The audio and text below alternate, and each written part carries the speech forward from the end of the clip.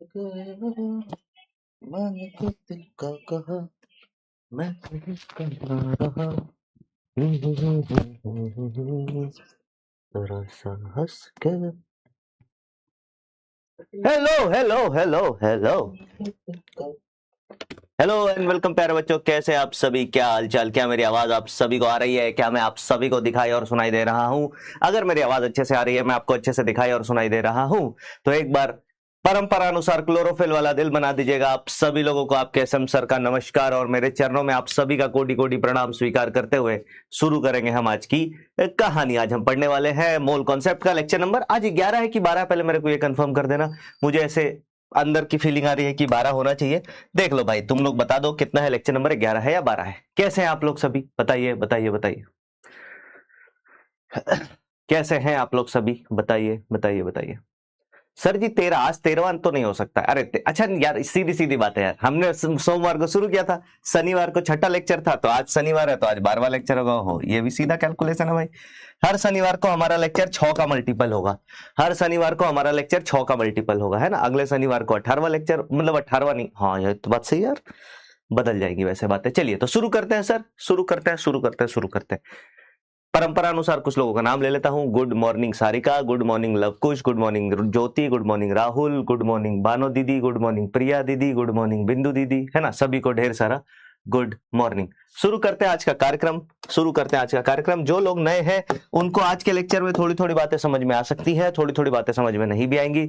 आपको बेसिकली मोल, है ना, आपको बेसिकली मोल्स निकालना सीखना है, आपको बेसिकली मोल्स निकालना सीखना है। उसके बाद आज की पूरी बातें चमकेंगी। सर आपके चश्मे का नंबर क्या है? कोई नंबर अभी तक तो नहीं है, ऊपर वाले की दया से, पर मुझे लगता है कि अब कोई ना कोई नंबर लगाना पड़ेगा। ये भाई बहुत सस्ता चश्मा है, आप लोगों को देखने में लग रहा होगा कि अरे यार ये क्या क्या बवाल चश्मा पहना सर ने, सब आर पार दिखता है ना। ये भाई बहुत सस्ता चश्मा है, 300 रुपए का लेके आया था मैं। इसका एक ही काम है, ब्लू विजन को कट करता है बस। ये आंखों को थोड़ा आराम देता है, क्योंकि हमारी पूरी जिंदगी इतने लाइटों में बीत जाती है, हमारी पूरी जिंदगी इतने लाइट में बीत जाती है कि हमारी आंखें बहुत ज्यादा स्ट्रेंड होती हैं, है ना। हम टीचर्स की आंखें बहुत ज्यादा स्ट्रेंड होती हैं। चलिए खैर आगे चलते हैं। तो आज हम क्या पढ़ने वाले हैं सर? पीओएससी की बात थोड़ी थोड़ी करेंगे, उसके बाद सांद्रता पद की बात करेंगे। सांद्रता पद की बात करने के साथ आज पूरा लेक्चर सांद्रता पद पे ही चलेगा। सर लेक्चर का पीडीएफ नहीं मिला, बहुत सारे बच्चे ये बात कमेंट कर रहे हैं, एक बार देख लेता हूं भाई। लेक्चर का पीडीएफ नहीं मिला, लेक्चर कहाँ गया भाई? ये लेक्चर, लेक्चर मैं भी चेक कर लेता हूँ, लेक्चर का पीडीएफ मिला है कि नहीं मिला, वैसे मिल जाना चाहिए।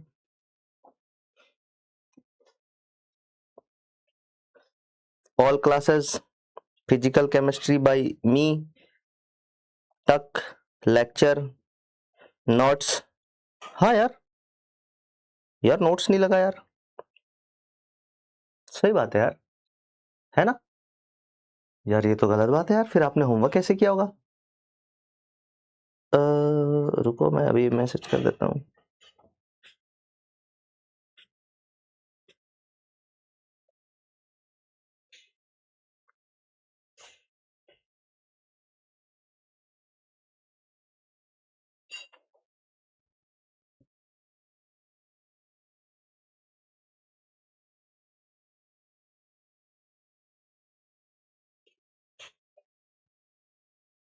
यार तो ये तो तुम लोगों को मेरे को मैसेज कर देना चाहिए था भाई कहीं, है ना।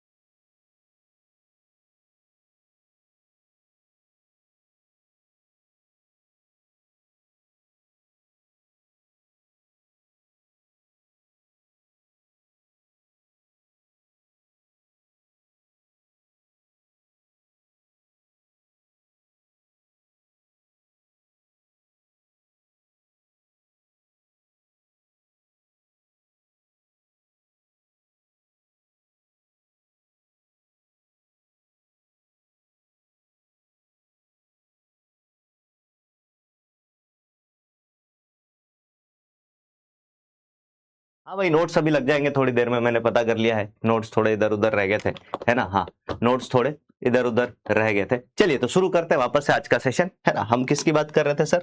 देखो क्या बात कर रहा था, मैं भूल भी गया। नोट्स आपको मिल जाएंगे, नोट्स आपको मिल जाएंगे सर। हाँ, नोट्स आपको मिल जाएंगे। क्या मेरी बात क्लियर है? चलिए सर, आज होमवर्क का डिस्कशन बाद में करना, पहले पढ़ा दो। बिल्कुल वही करूंगा, होमवर्क के डिस्कशन को बाद में करूंगा। लास्ट लेक्चर हमने क्या पढ़ा था आखिरी में, उसकी बात कर लेते हूँ।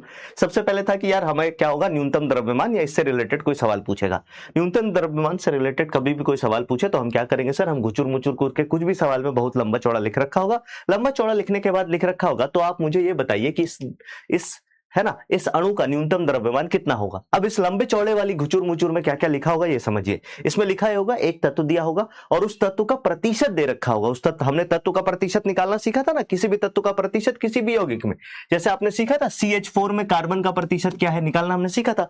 तो इसी तरीके से अब जैसे देखो, मैं जो कहना चाहता हूं उसको सुनना। इस वाली बात में कई सारे बच्चे डाउट पूछ रहे थे, तो मैं ये कहना चाहता हूं कि अगर मान लो हम CH4 की बात करते हैं, CH4 में कार्बन का प्रतिशत कितना है सर? तो आपने बोला कार्बन का प्रतिशत जो है, कार्बन का प्रतिशत जो है परसेंटेज कार्बन, ये हो जाएगा कार्बन का भार बटे कुल भार इंटू 100। अगर आप इसको निकालोगे तो ये कितना आएगा? 75%। अब मेरी बात सुनना, अगर मैंने बोला कि एक यौगिक है जिसमें कार्बन का प्रतिशत 75% है, उसका न्यूनतम भार कितना होगा, न्यूनतम अणु भार कितना होगा, तो आपको क्या करना पड़ेगा? आप कुछ नहीं करोगे, आप बोलोगे परसेंटेज ऑफ कार्बन जो है ना, ये बराबर किसके हो जाएगा? Weight of carbon, weight of carbon atom, carbon परमाणु के वेट के बराबर हो जाएगा। अब कार्बन का परसेंटेज कितना है? 75%। तो आपने बोला 75% किसके बराबर है? 12 के। देखो मैंने यही लिखा है यहाँ पे। आप क्या करोगे सर, परसेंटेज का भार को तत्व के भार के बराबर कर देंगे और बराबर करने के बाद हम 100% का भार निकाल लेंगे। तो आपने क्या बोला सर? आपने बोला कि देखो कार्बन का परसेंटेज हमें दे रखा है, ये सवाल में दे रखा होगा कि अगर एक यौगिक में 75% कार्बन है तो उसका न्यूनतम भार कितना होगा। तो आप बोलोगे कार्बन का परसेंटेज बराबर एक कार्बन परमाणु का वजन। तो 75% का वजन कितना हो गया? 12। एक परसेंटेज का वजन कितना हो जाएगा सर? 12/75। और हमें पता है इस पूरे यौगिक का वजन जो है वो 100% है, क्योंकि इसमें कार्बन भी है और भी कुछ है। तो आप बोलेंगे सर 100% का वजन कितना हो जाएगा? 100% का वजन हो जाएगा 12/75 इंटू 100। और जब आप 12/75 इंटू 100 निकालेंगे तो ये 16 ग्राम ही आ जाएगा।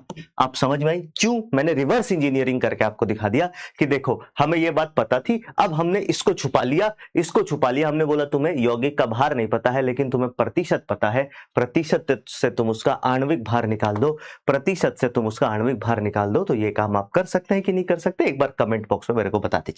फिर इससे रिलेटेड हमने कुछ सवाल किए थे, इससे रिलेटेड हमने कुछ सवाल किए थे, है ना। हाँ, जैसे एक ये सवाल किया था, एक सवाल में अभी आपको और कराऊंगा, एक सवाल में अभी आपको और कराऊंगा। बहुत सारे नए बच्चे होंगे, उन सभी नए बच्चों का हम स्वागत करते हैं।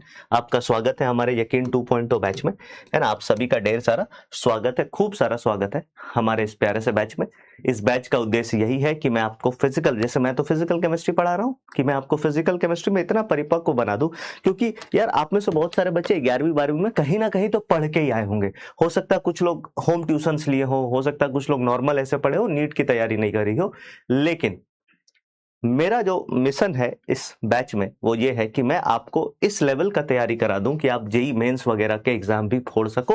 अगर आप जेई मेंस का एग्जाम भी देने जाते हो तो उसमें सिर्फ केमिस्ट्री के बलबूते पे, उसमें सिर्फ केमिस्ट्री के बलबूते पे भी तुम 95-98 परसेंटाइल वहां भी लेकर के आ सको। ये मेरा मकसद है इस बैच के अंदर। बाकी नीट में तो अपन को पूरे मार्क्स स्कोर करने ही करने हैं। खैर चलिए वापस चलते हैं। फिर हमने इंसुलिन वाला सवाल किया था। मैंने बोला इंसुलिन में सल्फर परमाणु का भार जो है कुल भार के 0.02%, मतलब सल्फर का भार बटे कुल भार इंटू 100 कितना है? 0.02%। आपको क्या बताना? इंसुलिन का न्यूनतम भार ज्ञात कीजिए। हमने क्या किया? हमने बोला कि परसेंटेज भार जो है ये सल्फर के एक परमाणु के भार के बराबर होगा, मतलब 0.02% 32 के बराबर कर दिया। तो 1% किसके बराबर होगा? 32/0.02। तो 100% किसके बराबर होगा? 32/0.02 इंटू 100। और यहां से ये मान कितना आ गया सर? 1,60,000। यहां से ये मान कितना आ गया? 1,60,000। फिर हम आखिरी क्लास में बात कर रहे थे पीओएसी की, जिसको अपन कहते हैं परमाणु संरक्षण का सिद्धांत, यानी कि principle of atom conservation. Principle of atom conservation में मैंने आपको बेसिक बातें बताई, अभी प्रिंसिपल ऑफ एटम कंजर्वेशन बहुत ज्यादा नहीं बताया है ना। हाँ, तो सबसे पहले मैंने क्या बताया कि यार ये देखो, यह रस समीकरण मिति का विकल्प है। एक तरीका किसी भी अभिक्रिया को सॉल्व करने का होता है, आप अभिक्रिया लिखो, आप उसको संतुलित करो, संतुलित करके मोल वाला रस समीकरण एलआर निकाल लो, लिमिटिंग रेजेंट निकाल लो, और मोल वाला रस समीकरण मिति का आरबीआई है उस पर खेल जाओ। एक तरीका यह है।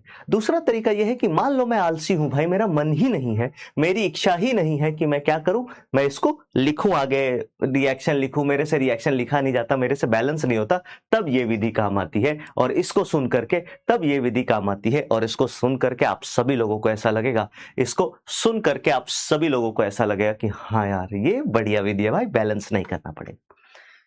इस विधि में क्या है सर, तो यहां अभिक्रिया संतुलित नहीं करनी पड़ती। पहली बात, इसको अप्लाई कैसे करना है, तो शर्त है। पहला शर्त क्या है कि जिस परमाणु पर अप्लाई करेंगे वह रिएक्शन के दौरान ना तो जोड़ा जाए ना ही निकाला जाए। पहले आपको पहचानना पड़ेगा किस परमाणु पर अप्लाई करना। कैसे पहचानेंगे, तो दे रखा होगा कि यह परमाणु पूर्णता रूप से इसमें परिवर्तित हो गया। दूसरा अपन क्या करेंगे सर, दूसरा अपन करेंगे उस परमाणु के मोल को बराबर कर दो दोनों तरफ, अभिकारक की तरफ और उत्पाद की तरफ, दोनों मोल को बराबर कर दो। दोनों मोल को क्या कर दो सर, बराबर कर दो। क्या मेरी बात समझ में आई? इससे रिलेटेड कुछ सवाल मैं आपको दिखाता हूं, याद रखिएगा इसका काम ऑर्गेनिक केमिस्ट्री में बहुत ज्यादा होता है। ऑर्गेनिक केमिस्ट्री में ओसी में इसका बहुत ज्यादा प्रयोग होगा। अगर आप में से कुछ लोगों ने ऑर्गेनिक केमिस्ट्री थोड़ी बहुत पढ़ी है तो मैं आपको कुछ कुछ बातें बता रहा हूं, उसको सुन के समझ के देखने की कोशिश कीजिएगा। ऑर्गेनिक केमिस्ट्री में आपने ये बातें पढ़ी होंगी, जैसे डूमास विधि पढ़ी होगी, जेल्डाल विधि पढ़ी होगी, है ना, केरियस विधि आपने पढ़ी होगी। इन सभी विधि में इसी एप्लीकेशन का इस्तेमाल किया जाता है, प्रिंसिपल ऑफ एटम कंजर्वेशन का इस्तेमाल किया जाता है। मैं आपको एक सिंपल सा छोटा सा सवाल दिखाता हूं, डराऊंगा नहीं पर डरने टाइप का सवाल होता है। इसके सवाल नॉर्मली क्या होते हैं, 5-5, 6-6 लाइन के होते हैं। इसके सवाल नॉर्मली 5-5, 6-6 लाइन के होते हैं। इतने लंबे सवाल होते हैं कि एक बार तो पढ़ के तुम डर ही जाओगे, एक बार तो पढ़ के तुम डर ही जाओगे, है ना, एक बार तो पढ़ के तुम डर ही जाओगे। लेकिन फिर भी हम इसके सवालों को आराम से कर सकते हैं। पीओएसी का मैं आपको पहले सिंपल सा सवाल दिखाता हूं। जैसे सवाल ऐसा अपन लेते हैं, है ना, सवाल ऐसा अपन लेते हैं कि 36 ग्राम कार्बन को, है ना, 36 ग्राम कार्बन को कई सारी विधि, कई विधियों द्वारा, कई विधियों द्वारा मतलब कई सारी विधि हमने करी, इसमें मतलब 8-10 अभिक्रिया करी। कौन कौन सी करी आपको भी नहीं पता है और हमें भी नहीं पता है ना, तो बिल्कुल आराम आराम से अपन पढ़ेंगे। हमें बस सवाल की जड़ पकड़नी है, कितना भी लंबा सवाल हो रहा है जा फूक फूक के उड़ा देंगे इसको। तो आपने क्या देखा, 36 ग्राम कार्बन को कई विधियों द्वारा, कई बार इन विधियों का वर्णन भी दिया होता है कि पहले कार्बन को हमने जलाया, CO2 बनाया, CO2 का हमने उपचार किया, फिर हमने मिथेनॉल बनाया, है ना, मिथेनॉल से फिर हमने उपचार किया, उसको मिथेनोइक अम्ल बनाया, मिथेनोइक अम्ल से हमने उसका करा दिया कैनिजारो एल्डोल, ऐसे ऐसे चीजें करा दी, और फिर हमने फलाना बनाया, डिमकाना बनाया, ये बनाया, वो बनाया, ऐसे करके पूरी विधि दे रखी होगी। और इन विधियों में तुम हो जाओगे, चकरा जाओगे। तो ऐसे करके दे रखा होगा, कई, मैंने लिख दिया कई विधियों द्वारा, मैं एक लाइन का सवाल लिख रहा हूं बस, है ना, कई विधियों द्वारा इथेनोइक अम्ल बनाया जाता है। क्या बनाया जाता है सर, इथेनोइक अम्ल बनाया जाता है। मतलब ये एक तरीके से ऑर्गेनिक कन्वर्जन होगा, है ना, जाता है। तो प्राप्त इथेनोइक अम्ल का भार कितना होगा, इथेनोइक अम्ल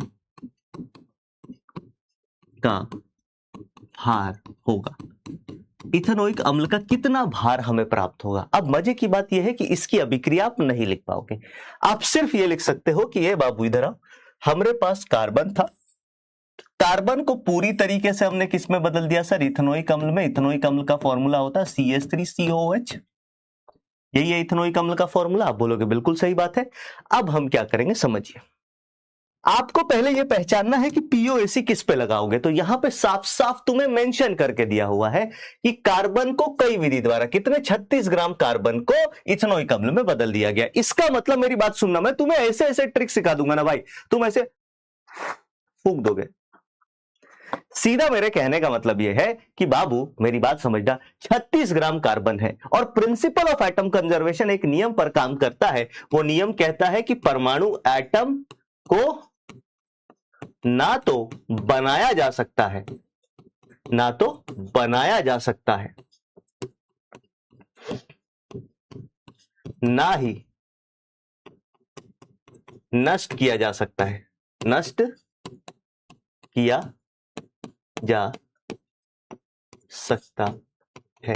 इसी सिद्धांत पर पूरी कहानी बेस्ड है। ना तो तुम बेटा एटम बना सकते हो, ना तुम एटम नष्ट कर सकते हो रासायनिक अभिक्रिया में। तो अपन आराम से आते हैं, खेलते हैं इस पे। देखो मैं तुम्हें खेलने का तरीका सिखाता हूं, अगर मजा आ जाए ना यार एक बार दिल बना देना, अगर मजा आ जाए एक बार आग बना देना कमेंट बॉक्स में। सुनिए ध्यान से। आपने देखा कि हमारे पास 36 ग्राम कार्बन के हैं। कितने ग्राम कार्बन के? 36 ग्राम। अब मुझे एक बात बताओ, अगर 36 ग्राम कार्बन के यहां है तो इस यौगिक में कार्बन का भार कितना होगा? बता दो भाई। पीओएसी यही कहता है, इस यौगिक में कार्बन का भार किसके बराबर होगा? 36 ग्राम के बराबर। अरे हाँ या ना? बोलो हाँ या ना। अब कार्बन का भार 36 ग्राम है, कार्बन का भार 36 ग्राम है, ये हमें पता है। तो इथेनोइक एसिड का भार कितना होगा ये हमें निकालना है। इथेनोइक एसिड का भार कितना होगा ये हमें निकालना। तुम समझो कैसे कैसे कर सकते। पहला तरीका एकदम बच्चा विधि है ना, छोटा बच्चा विधि। कैसा बच्चा? छोटा बच्चा मेथड।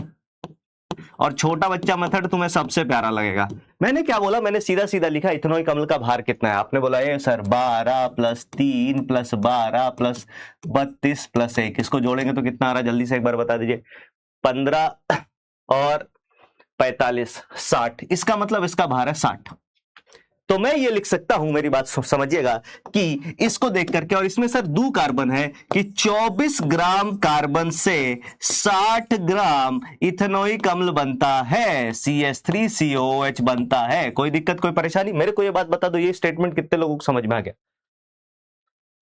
सिर्फ एक विधि से फेंक के मार दूंगा सवाल। मोल लगाऊंगा ही नहीं भाई, मोल ही नहीं निकालूंगा। तुम पागल हो जाओगे। अभी ऐसी ऐसी ट्रिक सिखा दूंगा ना तुम्हें, बाकी लोग मोल लगाते रहेंगे, तुम्हें ऐसी ऐसी ट्रिक सिखा दूंगा कि तुम्हें मोल लगाना ही नहीं है भाई। तुम सब्जी की दुकान जो करने जाते हो वही करना है ना। हाँ, कि ये धनिया कैसे, धनिया है 100 ग्राम का, या ऐसे बोल देगा 300 रुपए किलो या 350 रुपए किलो।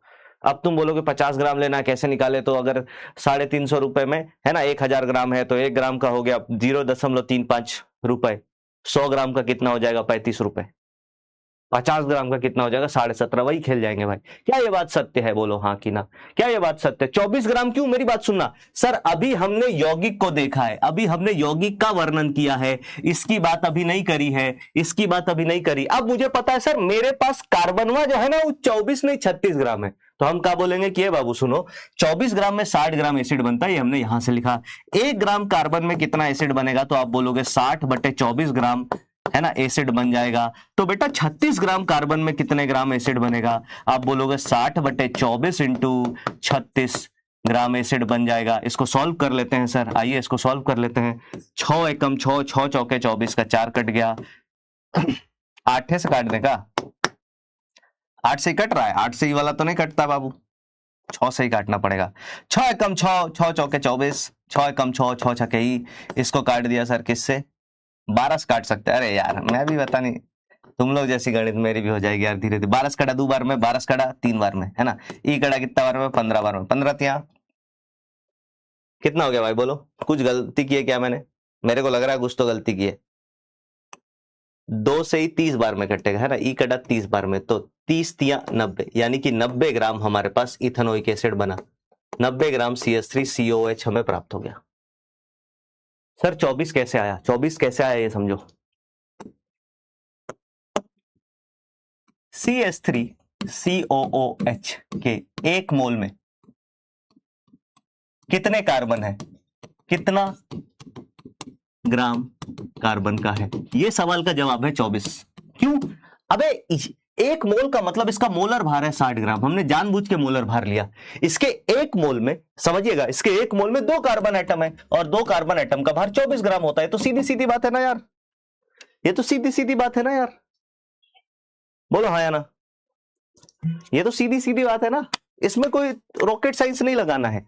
हाँ, आपको ये समझ में आना, आपको जो दिक्कत हो रही मैं वो समझा देता हूं। सर यहां आपने लिखा कि कार्बन का भार 36 ग्राम है, फिर अगली स्टेटमेंट में आपने 24 ग्राम कार्बन क्यों लिया? इसका रीजन समझो। सर ये हमें सवाल में दिया था। ये कहां दिया था भैया? सवाल में था। ये हमने कहां से लिखा? ये हमने फार्मूला से लिखा। ये फार्मूला हमें ये कहता है चीख चीख के कि मेरे बच्चे, तुमने जो यहां 2 बार 12 जोड़ा है, यही तो कार्बन का भार है। और क्योंकि यही कार्बन का भार है, इसका मतलब तुम कह रहे हो कि एक इथेनॉइक अम्ल बनाने में 2 कार्बन के परमाणु लेने ही पड़ेंगे, और 2 कार्बन के परमाणु अगर लोगे तो उसका भार 24 आएगा ही आएगा। अरे हाँ या ना बोलो यार, बात चमकी नहीं चमकी भाई? जल्दी से बताइए।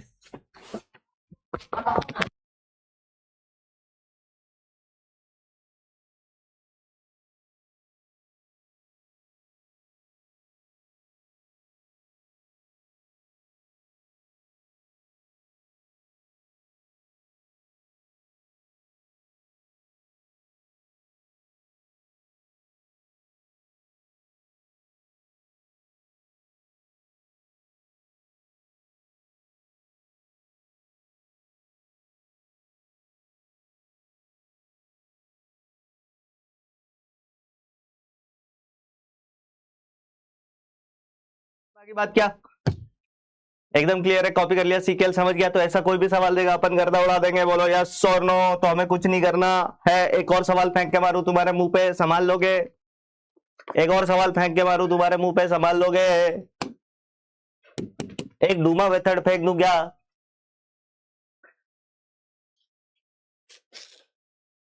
बताओ, ये इससे आसान कोई विधि हो सकती है? अब तुम मुझे ईमानदारी से बताना, क्या पीओएसी से आसान कोई विधि हो सकती है क्या? लेकिन कुछ बच्चे अब इसमें क्या करेंगे, पीओएसी का गलत फायदा उठाएंगे। वो हर जगह पीओएसी लगाएंगे।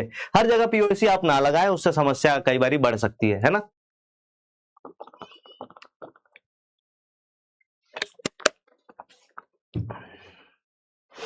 ठीक है, चलिए। डूमा विधि का नाम शायद आप जानते होंगे, अगर आप नहीं जानते कोई बात नहीं। मैंने बोला डूमा विधि द्वारा, डूमा विधि द्वारा एक ऑर्गेनिक कंपाउंड में, डूमा विधि द्वारा हमने डूमा विधि लगाया एक ऑर्गेनिक कंपाउंड में, है ना? एक ऑर्गेनिक कंपाउंड में जिसका वजन था 0.5 ग्राम। कितना भार था सर ऑर्गेनिक कंपाउंड का? ऑर्गेनिक कंपाउंड का भार था 0.5 ग्राम में उपस्थित सभी नाइट्रोजन परमाणु को N2 गैस में, है ना, परिवर्तित कर दिया गया। हमने क्या किया भाई? इसको N2 गैस में परिवर्तित कर दिया। किसमें? N2 गैस में परिवर्तित कर दिया। जैसे ही हमने इसको N2 गैस में परिवर्तित किया, जैसे ही हमने इसको N2 गैस में परिवर्तित किया, तो N2 गैस पर परिवर्तित होने पर प्राप्त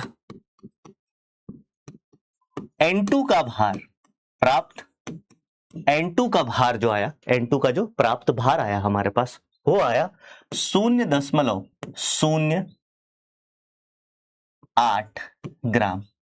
कितना भार N2 का प्राप्त हुआ? 0.08 ग्राम। अब एक सिंपल सा सवाल है कि ऑर्गेनिक कंपाउंड में, ओसी का मतलब है ऑर्गेनिक केमिस्ट्री नहीं, ऑर्गेनिक कंपाउंड, है ना? ऑर्गेनिक कंपाउंड में नाइट्रोजन का भार प्रतिशत ज्ञात कीजिए। क्या ज्ञात करना है सर? भार प्रतिशत ज्ञात करें। मतलब याद रखिएगा, मैं डूमा विधि का सबसे सिंपल सवाल आपको दे रहा हूं, ताकि कल को आप ऑर्गेनिक केमिस्ट्री में जब डूमा विधि पढ़े, कल को जब आप ऑर्गेनिक केमिस्ट्री में डूमा विधि पढ़े, तो आपको सारी बातें बहुत अच्छे समझ में आए। तो ऐसे सवालों के साथ आप क्या करेंगे? ऐसे सवालों के साथ आप क्या करेंगे बताइए, है ना? एक बच्चा है ठाकुर हर्ष प्रताप, सर नींद आ रही है। अबे नींद आ रही है तो सो जा। तेरे को क्या लग रहा है? तेरे को अगर नींद आ रही है, तेरे को अगर नींद आ रही है तो मैं यहाँ डांस करके थोड़ी दिखाऊंगा यार। तू प्रोग्राम में थोड़ी आया है बता, तू प्रोग्राम में थोड़ी आया है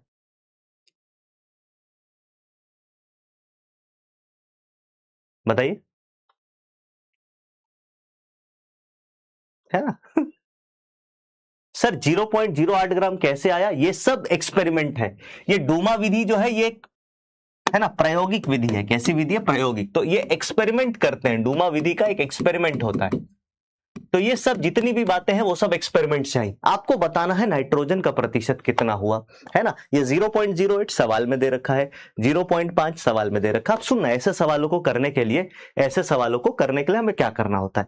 कभी भी प्रतिशत भार किसी का निकालना है, कभी भी प्रतिशत भार किसी परमाणु का निकालना है, तो उसके लिए एक आरबीआई याद रखिएगा। मैं बोलता हूं कि ऐसे सवालों को करने के लिए ना आप सिंपल सा फॉर्मूला अपने दिमाग में रखिए। सिंपल फॉर्मूला क्या है सर? छोटका W अपॉन बड़का W इंटू 100। क्या बोला मैंने? छोटका W अपॉन बड़का W इंटू 100। सीधी सीधी बात है भाई, सीधी सीधी बात है। छोटका W अपॉन बड़का W इंटू 100। आप बोलेंगे सर छोटका W क्या है? आप बोलोगे सर छोटका W जो है वो तत्व का भार है, जिस तत्व का प्रतिशत निकालना है, तत्व या परमाणु का भार, तत्व का भार। जैसे यहां पे हमें नाइट्रोजन का प्रतिशत निकालना है, तो ये नाइट्रोजन का भार। सर बड़का डब्लू क्या होता है? सर आप बोलोगे बड़का डब्लू कुल भार है। किस चीज का कुल भार? अरे ऑर्गेनिक कंपाउंड से ही तो नाइट्रोजन अलग किया है ना। तो बड़का डब्लू जो है वो ओसी का भार है, ओसी मतलब ऑर्गेनिक कंपाउंड का भार। अब इस सवाल में तुम देखोगे तो तुम्हें कभी भी कितना भी कठिन सवाल ऑर्गेनिक केमिस्ट्री का तुम्हारे सामने फेंक दिया जाए, तुम बोलोगे सर बड़का डब्लू तो हमेशा दिया होगा, दिया गया होगा, दिया गया होगा। और मेरा अगला सवाल आप सभी बच्चों से है, ये बाबू बड़का डब्लू देख के बताना इसमें कितना है। जल्दी से बता दो बड़का डब्लू कितना है। सर एक बात पूछू, गुस्सा तो नहीं होगे? पूछो ना यार, गुस्सा हो भी जाऊंगा तो क्या है, भाई हो तुम लोग मेरे यार, थोड़ा बहुत तो गुस्सा हो ही सकता हूं।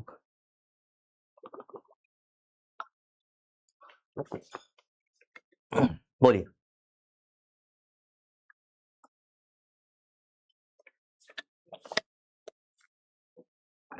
बताइए, बोलो भाई। 0.5 हमेशा सवाल में दिया होगा ऑर्गेनिक कंपाउंड का भार, वाह जी वाह। 0.5। अब हमें दूसरा क्या निकालना है सर? छोटका डब्लू। छोटका डब्लू हमारे लिए क्या है सर? तो आप बोलोगे नाइट्रोजन का भार, नाइट्रोजन का भार। अब मेरे को एक बात बताना, अब ये सवाल आसान क्यों है, मेरी बात समझिएगा। ये सवाल आसान क्यों है? क्योंकि भेजा N2 के अंदर क्या क्या मौजूद है, N2 में क्या क्या उपस्थित है, बताइए। N2 में क्या क्या उपस्थित है, बताओ। सर हमें भूल गए लगता है। नहीं, मैं भूलूंगा क्यों भाई? N2 में क्या क्या उपस्थित है, नाइट्रोजन में क्या क्या उपस्थित है? क्या नाइट्रोजन के अलावा और कुछ भी उपस्थित है? मैंने आपको बोला, ए बाबू इधर आओ, है ना आवा। अगर मैंने नाइट्रोजन का 1 किलोग्राम लिया तो कितना नाइट्रोजन उसमें है, बताओ कितना नाइट्रोजन है, ये बताइए। आप बोलोगे सर N2 लिख दो चाहे N3 लिख दो, जब तक और कुछ नहीं है तो सिर्फ नाइट्रोजन ही है। अरे हाँ कि ना? जब तक आप ऐसा नहीं लिख रहे हो तो सिर्फ नाइट्रोजन है। नाइट्रोजन के अलावा हाँ ऑर्गेनिक कंपाउंड में चीजें मौजूद थी। अरे ऑर्गेनिक कंपाउंड में चीजें मौजूद थी, लेकिन नाइट्रोजन में तो सिर्फ नाइट्रोजन है ना यार। नाइट्रोजन में तो सिर्फ नाइट्रोजन है ना। इसको ना आधा करना है ना डबल करना है, इसको ना आधा करना है ना डबल करना है। नो ब्रो नो, नो बेटे ना। आप बोलोगे सर N2 अगर 1 किलोग्राम है तो उसमें, भाई मैंने तेरे को ऐसे बोला, ए बाबू ए O2 में कितना ऑक्सीजन है? आप बोलोगे जितना O2 वो ऑक्सीजन है, ऑक्सीजन के अलावा और कुछ है ही नहीं। क्या मेरी बात ये समझ में आ रही है? अरे सर O2 के अंदर सिर्फ ऑक्सीजन है, ऑक्सीजन के अलावा और कुछ नहीं है। सर मैंने O3 लिया, O3 में सिर्फ ऑक्सीजन है, ऑक्सीजन के अलावा और कुछ है ही नहीं। हाँ सवाल मजेदार कब होता? जब मैं आपको ऐसा बोलता N2 की जगह अमोनिया देता, तब आप बोलते नहीं नहीं नहीं नहीं, नहीं सर अमोनिया में सिर्फ नाइट्रोजन नहीं है, अमोनिया में नाइट्रोजन भी और हाइड्रोजन भी है। अब हमें सिर्फ नाइट्रोजन निकालना है। लेकिन N2 के अंदर तो भाई साहब कुछ करना ही नहीं है ना। N2 में तो जो है वो नाइट्रोजन ही। वॉइस पे प्रॉब्लम आ रही है क्या? बोलो यार। हाँ बताओ। N2 में तो जो है वो सब नाइट्रोजन है। अबे तुम N2 जब बोल रहे हो तो तुम यही कह रहे हो ना, नाइट्रोजन है और एक और नाइट्रोजन है, तो और तो कुछ है नहीं। तो जो भार है वो नाइट्रोजन का है। तुम अबे एक बात ऐसे समझना, रुको, मैंने बोला है बाबू इधर आओ, इधर मैंने बोला है बाबू सुनना। N2 का हमने 1 kg लिया है, कितना 1 kg? इसमें तुम 2 किलो नाइट्रोजन निकाल दोगे क्या बे? इसमें तुम 2 किलो नाइट्रोजन परमाणु अगर निकाल दे रहे हो तो तुम आ जाओ मेरे पास, तुमको कल के कल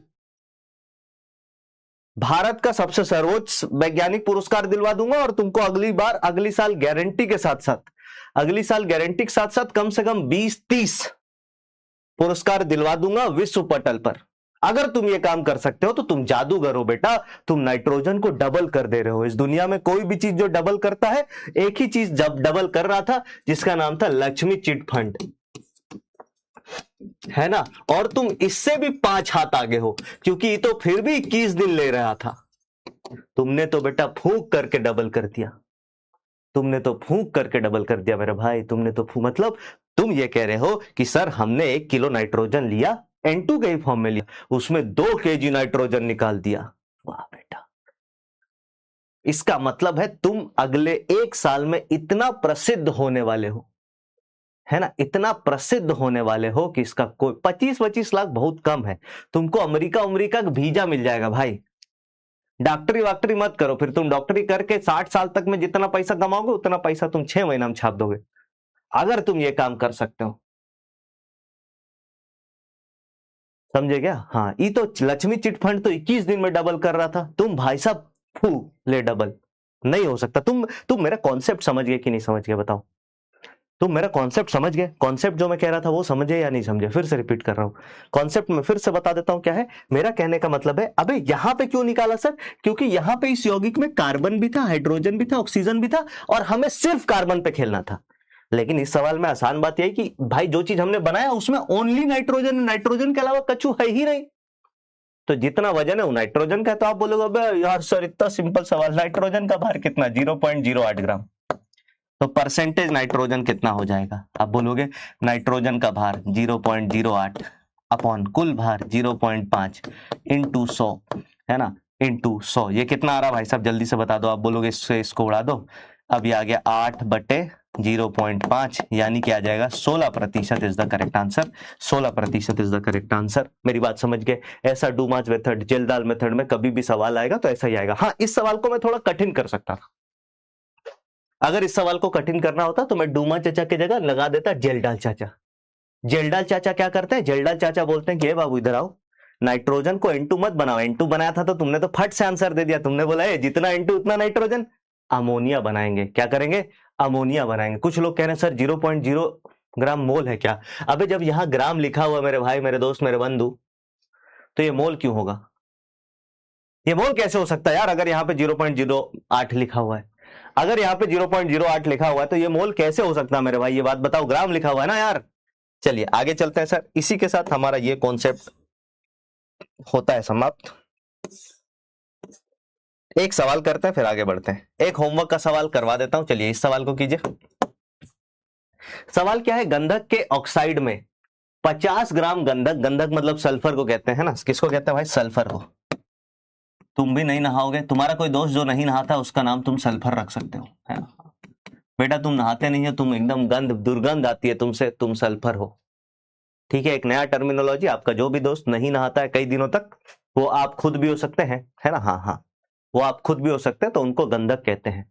खैर, गंधक की बात करें तो आपसे सवाल पूछा है, आपको सवाल में दिया गया है कि गंधक का एक ऑक्साइड है जिसमें 50% गंधक है, तो इसका मूलानुपाती सूत्र क्या होगा बताइए। चलिए आपका समय शुरू होता है अब, है ना? मूलानुपाती सूत्र का समय शुरू होता है अब। आपको 60 सेकंड, 60 सेकंड का टाइम दिया, तब तक मैं 60 सेकंड में डाउट्स ले लेता हूं, कठोर बच्चों के कोमल डाउट्स। सर सिलेक्शन हो गया तो आप अपनी वाली वॉच दे देंगे? दीदी ये वॉच आप पे सूट नहीं करेगी, ये मतलब लड़कों की वॉच है ना, ये लड़कों की वॉच है, ये वाली वॉच आप पे सूट नहीं करेगी, आपको कोई और वॉच दे देंगे दीदी। सर मेरे पैसे नहीं आए जो नीट का फॉर्म भरने में लगा था।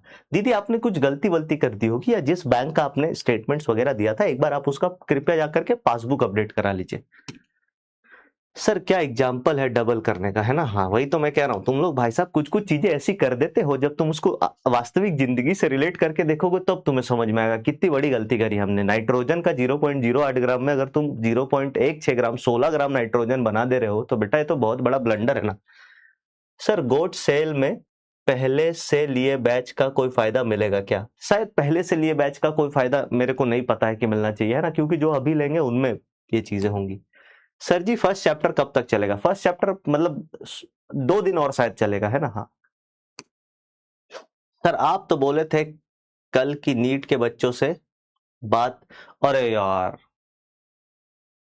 है ना, मैं बोलना भूल गया यार, मैं बच्चों से कल मेरी वीडियो कॉल पे बात हुई थी बच्चों से, तो मैं उनको बोलना भूल गया यार। मैं मंडे को पक्का करवाता हूँ आपकी बात, है ना, मंडे को मैं पक्का सिलेक्टेड कैंडिडेट से 2-3 से अभी मेरे को याद दिला देना, शाम में मेरे को याद दिला देना, मैं उनको बोल दूंगा। संडे को भी मेरे को आप याद दिला देना।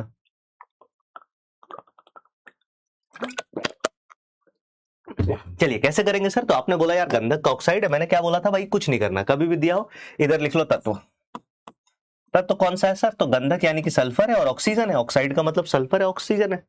फिर आप क्या बोलोगे सर? भार, प्रतिशत कोई भार मान लो, तो आप बोलोगे सर ये हो गया 50 ग्राम, टोटल 100 होता है, ये भी हो गया 50 ग्राम। फिर आप बोलोगे इसके नंबर ऑफ मोल्स निकाल लेंगे सर, कैसे निकालेंगे? तो ये हो गया 50/32 और ये हो गया 50/16, है ना। फिर नंबर ऑफ मोल्स को छोटा मत करो, कोई संख्या मत निकालो, आप यहां से छोटका आर निकाल दो, सिंपल रेशियो निकाल दो। आप बोलोगे सिंपल रेशियो उसमें से छोटी संख्या कौन सी है? ये वाली संख्या, तो दिस डिवाइडेड बाय दिस, ये तो 1 हो जाएगा। और फिर हम यहां करेंगे 50/16 और इसको भाग करेंगे 50/32 से। तो आप बोलोगे 50 से 50 कट गया, ये कटा, नीचे आया 2, नीचे का 2 ऊपर चला जाएगा तो ये आया 2, यानी 1:2। इसका मतलब आप बोलोगे एम्पेरिकल फॉर्मूला इसका SO2 है और SO2 पहले विकल्प में सही है। आइए देख लेते हैं कितने लोगों ने इसको सही किया है। पहला विकल्प कितने लोगों ने सही किया है? 26% लोगों ने, बाकी सब डी मार रहे हैं। वाह बेटे वाह, बाकी सब पता नहीं कैसे डी मार रहे हैं। SO2 होगा, H2O नहीं। दूसरी बात, अगर तुम्हें कुछ समझ नहीं आता तो अबे गधों परसेंटेज निकाल दो ना, इसमें परसेंटेज निकाल दो। यहाँ पे दूसरा तरीका देखो, अगर नहीं आ रहा है तुमको, ये सब नहीं चमक रहा है, तो तुम बोलो भैया परसेंटेज ऑफ सल्फर क्या हो जाएगा? सल्फर का भार 32 बटे O2 का भार 32 प्लस 64, है ना। कुल भार कितना है? 32 32 64 इंटू 100, ये कितना आ गया? 50%। यही आंसर है। ये भी तो कर सकते हो, ये भी तो कर सकते हो। बताओ हाँ या ना, बताइए। क्या मेरी बात क्लियर है? बोलो ना मेरी जान।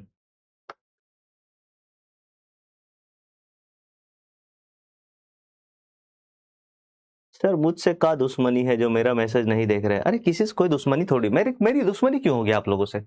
जो इंसान आप लोगों की भलाई के लिए काम कर रहा है उसका आपसे क्या दुश्मनी होगी, बताइए।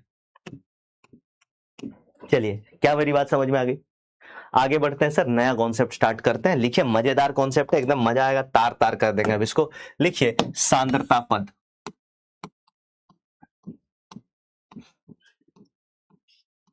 सांद्रता पद को अपन अंग्रेजी भाषा में क्या कहते हैं सर? Concentration terms.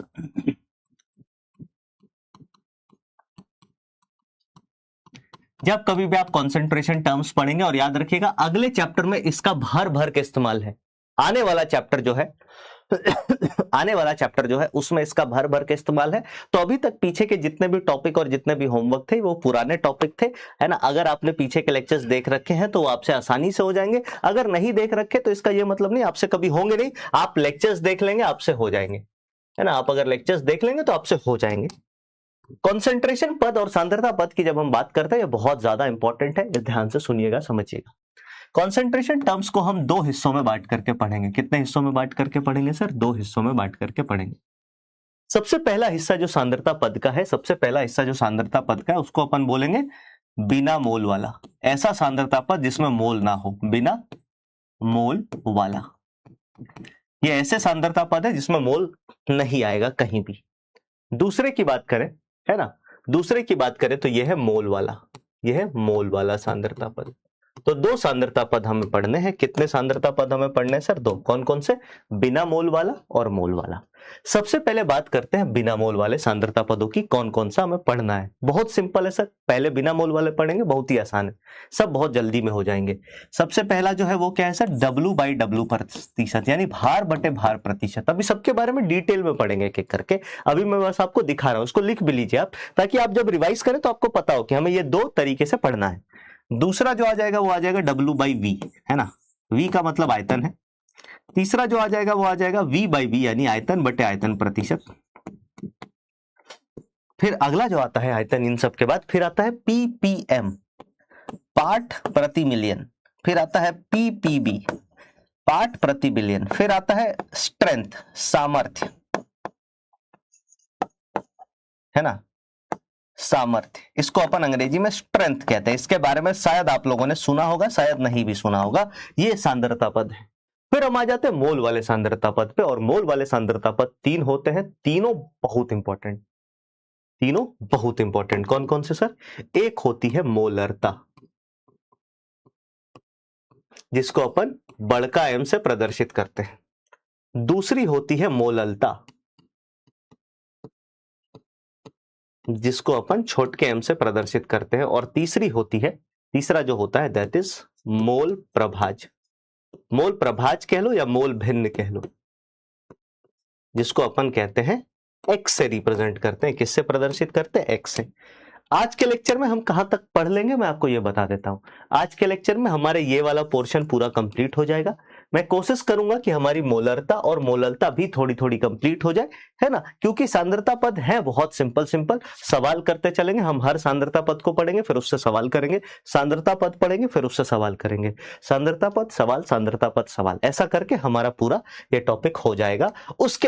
उसके बाद जो है फिर अगला कॉन्सेप्ट जो हमारे टॉपिक का होगा वो सांद्रता पद के अनुप्रयोगों का होगा, वो सांद्रता पद के अनुप्रयोगों का होगा। हाँ, कुछ लोग कह रहे हैं कि सर ये सॉल्यूशन वाले चैप्टर में भी है, याद रखिएगा। इसी के लिए मैं कह रहा हूं, सबसे अनुरोध कर रहा हूं कि जिसको भी सॉल्यूशन वाले चैप्टर से इस बैच को ज्वाइन करना है वो आज के लेक्चर से इसको पढ़ना चालू कर दे, क्योंकि अब वापस से सॉल्यूशन वाले चैप्टर में इसको कराने का कोई, तुम सोचो ना यार, 3 दिन बाद सॉल्यूशन शुरू होगा, अब फिर से सॉल्यूशन में यही सारे टॉपिक पढ़ाऊंगा, तो ये तो समय की बर्बादी है ना आपके और हमारे लिए, ये तो समय की बर्बादी है ना आपके और हमारे के लिए। कुछ लोग कह रहे हैं कि सर नॉर्मलता भी होती है, फॉर्मलता भी होती है। बिल्कुल, एक पद आता है नॉर्मलता, है ना, एक पद आता है, इंग्लिश में लिख लेता हूं, नॉर्मैलिटी। नॉर्मैलिटी जो है ये अपन रेडॉक्स में पढ़ेंगे। कहां पे पढ़ेंगे सर? रेडॉक्स के अंदर। नॉर्मलता अपन रेडॉक्स के अंदर पढ़ेंगे। फिर एक आता है फॉर्मेलिटी।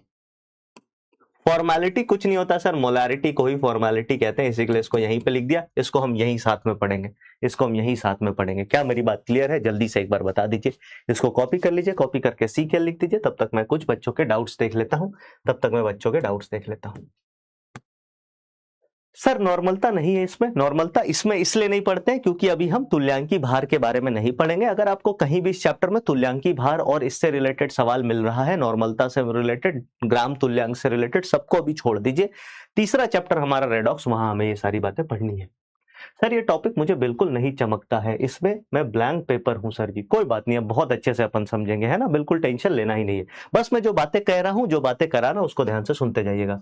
सर आप पढ़ाते बहुत अच्छा हो पर हमसे क्वेश्चन सॉल्व नहीं हो पाते हैं कि चलते बैकलॉग। प्लीज प्लीज दीदी, मेरी सभी लोगों से ये अनुरोध है ना, मेरे सभी लोगों से ये अनुरोध है कि ऐसी गलती ना करें। इस गलती के वजह से, क्वेश्चन सॉल्व नहीं होने के वजह से आप आगे पढ़ाई नहीं कर रहे हैं, ये सबसे बड़ी गलती है।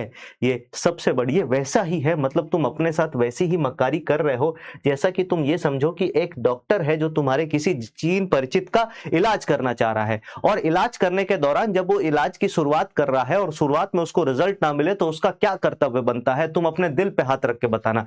क्या उसका कर्तव्य यह बनता है कि वो अपने हाथ जोड़ ले और बोले अब हमसे नहीं हो पाएगा, या उसका कर्तव्य यह बनता है कि वो कोशिश करते रहे करते रहे करते रहे? बताइए, आप खुद सोचिए। आप भी कल को डॉक्टर बनना चाहते हैं ना, आप भी कल को डॉक्टर बनना चाहते हैं, आप क्या करेंगे? आप खुद अगर डॉक्टर होंगे, अगर अभी आपका ये स्थिति है कि 4 सवाल नहीं हुए तो मैं छोड़ दूंगा, तो कैसे अच्छे डॉक्टर बनेंगे आप? बताइए, कैसे अच्छे? क्या आपको अपने जीवन में झोला छाप डॉक्टर बनना है? या फिर अब झोला छाप डॉक्टर, यार ये हमारे भारत में बड़ा कॉमन टर्म है, समझे क्या? बताइए, क्या आपको अपने जीवन में झोला छाप डॉक्टर बनना है, या आपको अपने जीवन में एक ऐसा डॉक्टर बनना है जिसके पास अगर कोई मरीज आए तो वो इतना निश्चिंत होकर आए कि डॉक्टर साहब अगर ठीक ना कर पाए तो कोई और ठीक नहीं कर पाएगा? आप देखते हो ना कोई डॉक्टर के बारे में, आपके आसपास में भी ऐसे डॉक्टर्स होंगे जिनके बारे में बात कही जाती है, अगर इससे ठीक नहीं हुआ भाई तो तुम चले जाओ दिल्ली, बंबई, कहीं चले जाओ, बहुत मुश्किल है कि कोई और ठीक करते। हाँ, तो होगा, ये चीजें होंगी, ये दिक्कतें आएंगी, लेकिन इसके कारण हम रुक नहीं सकते सर। ना तो आपकी जिंदगी रुकेगी ना कुछ रुकेगा, है ना। तुम तो कसम खा लो, अपने आप से कसम खा लो कि जिस दिन 40 से 50 सवाल नहीं करेंगे उस दिन खाना ही मत खाओ भाई, मत खाओ खाना। क्या होगा? कुछ दिन फैट वैट कम हो जाएगा, है ना। मत खाओ खाना, कुछ दिन फैट वैट कम हो जाएगा, है ना। जैसे नीतीश जी कह रहे हैं sir I am a pharmacist, तब बताओ। वैसे फार्मासिस्ट को भी लोग, है ना, गांव शहर में तो डॉक्टर ही मानते हैं भाई, उनसे भी दवाई ले लेते हैं। सर क्या आप सोनम वांगचुक सर से मिलने गए थे? हाँ मैं मिलने गया था, परसों गया था, जैसा मैंने आप लोगों को बताया था आपकी क्लास में, है ना। उनका स्वास्थ्य उस टाइम पे ठीक नहीं था, बट आप सभी लोगों को पता, आज सुबह सुबह खबर आई है कि हाई कोर्ट के आदेश के कारण, अब क्या है इसके पीछे पूरी बात मुझे नहीं पता है, बट हाँ दिल्ली पुलिस ने उनको डिटेन कर लिया है, दिल्ली पुलिस ने उनको डिटेन कर लिया है। आगे मैं कुछ नहीं बोलूंगा, ना मैं बोलना चाहता हूं, ना मैं इस पे समय व्यर्थ करना चाहता हूं। हाँ बस आप पढ़ाई कीजिए भाई, क्योंकि बहुत अच्छा पढ़ोगे तभी कुछ हो पाएगा तुम्हारे पास। इतने पैसे तो है नहीं आपके पास कि आप पेपर खरीद सकें, नहीं खरीद पाएंगे, है ना इतने, और आपका दिल भी गवाही नहीं देगा भाई। तुम में से बहुतों का तो अगर पेपर मिल भी रहा हो और पैसे हो तो भी दिल गवाही नहीं देगा। चलिए खैर वापस आते हैं, लिखिए सांद्रता पद के साथ सबसे पहले हम शुरुआत करेंगे।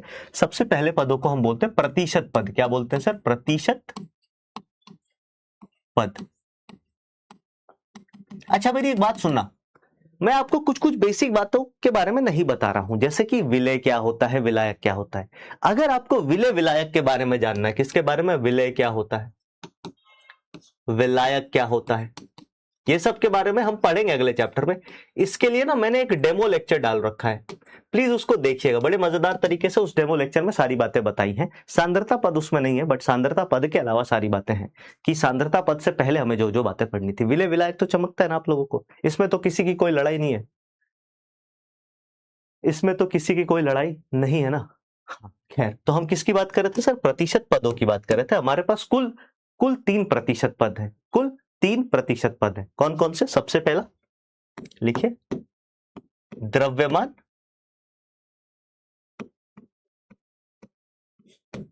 बटे द्रव्यमान प्रतिशत। द्रव्यमान बटे द्रव्यमान प्रतिशत को किन किन चीजों से रिप्रेजेंट किया जाता है देखिएगा। इसको आप m/m परसेंटेज से लिख सकते हैं, m/m प्रतिशत। W/W प्रतिशत भी लिख सकते हैं, क्योंकि केमिस्ट्री के अंदर द्रव्यमान यानी कि मास और वजन यानी कि वेट दोनों एक ही चीज होती है, अलग नहीं होती है। दोनों एक ही चीज होती है, अलग नहीं होती है। ठीक है, आपने बोला हाँ सर, ठीक है आपने बोला हाँ, कोई दिक्कत कोई परेशानी नहीं है। तो मैंने बोला द्रव्यमान बाई द्रव्यमान प्रतिशत की बात करते हैं। मैं यहाँ पे एक बार ऐसे डंडा बना लेता हूं, है ना, दो सांद्रता पद को एक साथ कर लेंगे, क्योंकि सब लगभग मिलते जुलते हैं, एक ही बतिया बार बार हमें लिखनी होगी। तो द्रव्यमान बटे द्रव्यमान प्रतिशत को जब भी आप लिखोगे, कहा गया भाई, अबे हाँ, द्रव्यमान बटे द्रव्यमान प्रतिशत को आप जब भी लिखोगे तो इसको या तो m/m प्रतिशत से रिप्रेजेंट किया जाता है या W/W प्रतिशत से रिप्रेजेंट किया जाता है। इसका डेफिनेशन परिभाषा कुछ नहीं, सीधा फॉर्मूले पे आते हैं। m/m प्रतिशत क्या होता है सर? m/m प्रतिशत क्या होता है? तो देखिए ये बराबर होता है W विलय अपॉन W विलियन इंटू 100। क्या होता है मेरे भाई? W विलय अपॉन W विलियन इंटू 100। मैं फिर रिपीट करता हूं, W विलय अपॉन W विलियन इंटू 100। मतलब ऊपर सोल्यूट का बाहर लिखा हमने, नीचे कुल विलियन का बाहर लिखा और 100 से मल्टीप्लाई कर दिया।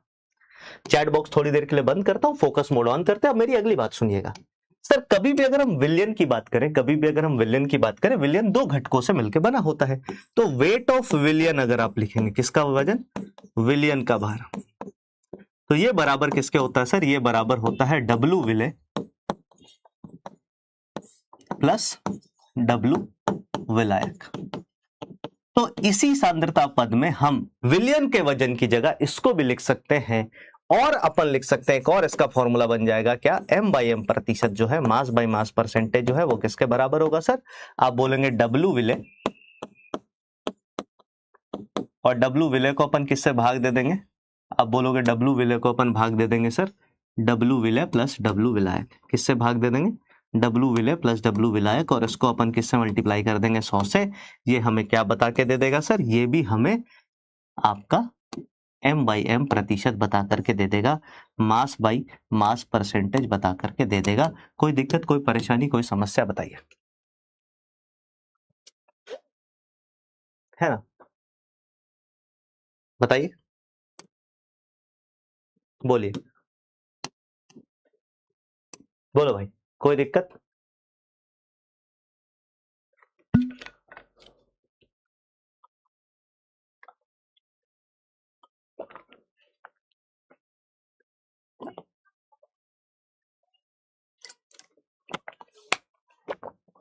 तीन चार इसकबाजों का नाम लेना चाहता हूं मैं, है ना। हाँ, एक इसकबाज है अपने, एक सोनिया मलिक जी हैं, ठीक है। पठान, एक पठान पठान भाई साहब है, वाह, है ना। फिर क्या कहते हैं, फिर एक है अपनी उम्मे ही, उम्मे हानी बानो, है ना, बानो दीदी कह देते, बानो दीदी है जो रहमत उमजा के साथ लगी हुई है कि रहमत उमजा ऐप में ही मिलेगी। अच्छा, ये तो शायद पढ़ाई लिखाई की बात कर रही है। सपना तुम कहाँ से हो? सपना दीदी सेंधवा से। ओ, सेंधवा कहाँ पड़ता है? तुम्हारे ननिहाल में पड़ता है बेटे। हाँ, ये आपके मामा की लड़की हैं, एक बार दीदी बोलिए इनको, है ना। हाँ, अपने ननिहाल में ये सब चीजें नहीं करते हैं, ठीक है, समझे क्या? हाँ सर, इनको ब्लॉक कर दो बेटा। प्यार करने वालों को, वैसे ये प्यार व्यार तो नहीं करते हैं, सब फर्जी लोग हैं, है ना, पर ऐसे इसकबाजों को ब्लॉक करके मैं उनकी दुहाई नहीं लेना चाहता यार। इसकबाजों को ब्लॉक करके मैं उनकी दुहाई नहीं लेना चाहता। फिर अगला पॉइंट याद रखिएगा कि कभी भी, मेरा अगला सवाल यह है कि क्या द्रव्यमान तापमान पर निर्भर करता है? तो आप बोलेंगे सर किसी पदार्थ का द्रव्यमान, किसी पदार्थ का द्रव्यमान जो है वो तापमान पर निर्भर नहीं करता है। इसके कारण हम क्या कह सकते हैं कि याद रखिएगा दो बातें। एक तो आपको सबकी यूनिट की बात करनी है, तो यह यूनिट लेस है, यह यूनिट लेस है, और दूसरा यह ताप इंडिपेंडेंट है, स्वतंत्र है।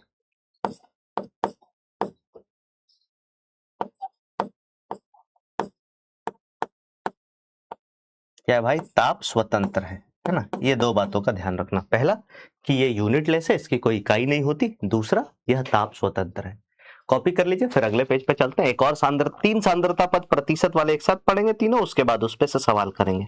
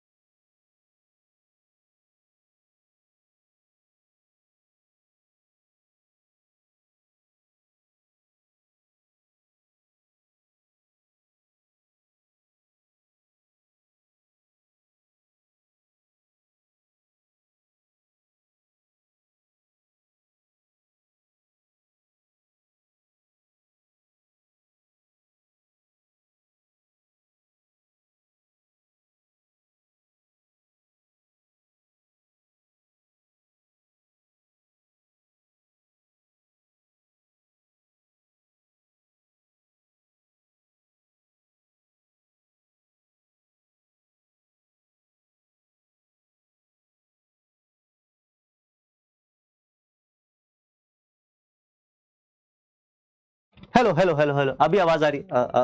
ओके ओके, अभी आवाज आ रही है भाई? आवाज आ रही है? अभी आवाज आ रही है? जल्दी से बता दो। Hello hello, check check check check check. Hello hello, check check check check check. Hello hello, check check check check check check check check check check check check check check check. जल्दी से बता दीजिए आवाज आ रही है क्या?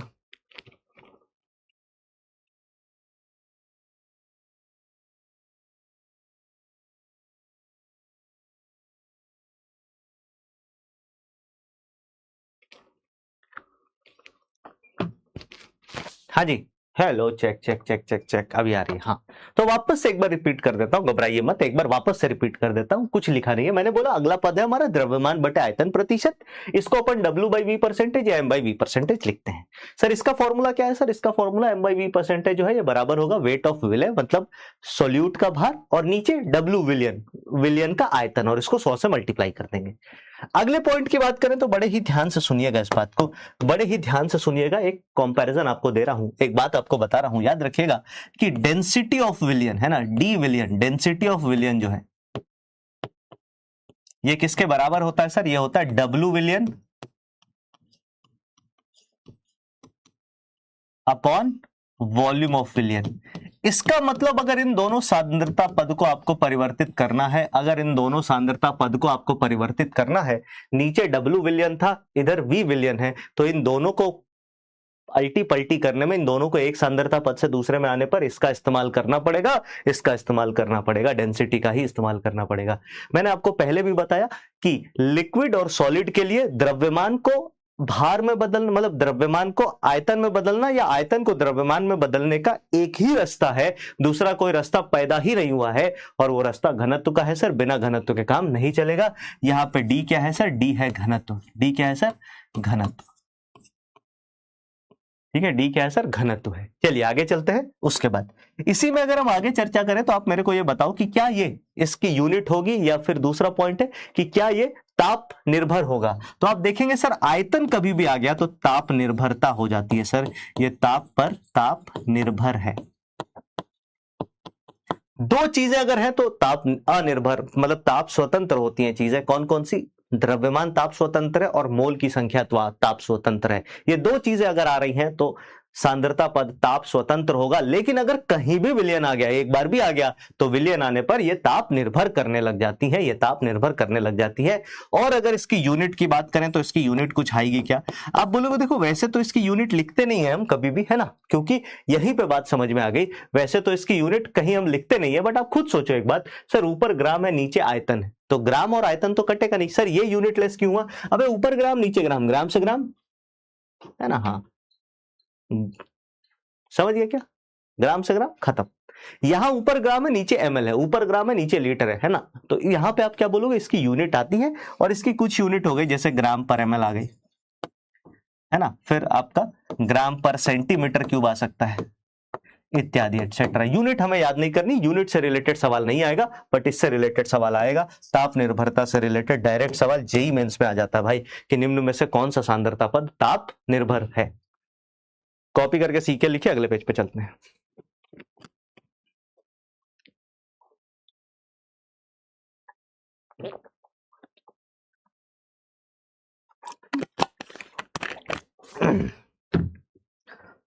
है ना, जल्दी से कॉपी कर लीजिए, तब तक मैं कुछ डॉट ले लेता हूं, डॉट्स। कठोर बच्चों के कोमल डाउट्स।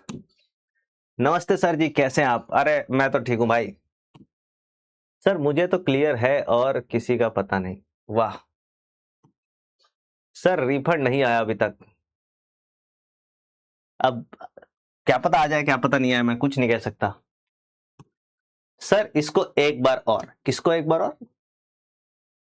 इसको दो बार बता दिया यार, अब खुद से सोचना जाके, तुम दिमाग लगाते ना। सर टेम्परेचर पर निर्भर, बहुत ही बढ़िया सर। द्रव्यमान संरक्षण का नियम का क्वेश्चन मॉडल में दिया है सर, कैसे करना? अरे वो आखिरी लेक्चर में, ये सारी चीजें द्रव्यमान संरक्षण और ये सब चीजें आखिरी लेक्चर में।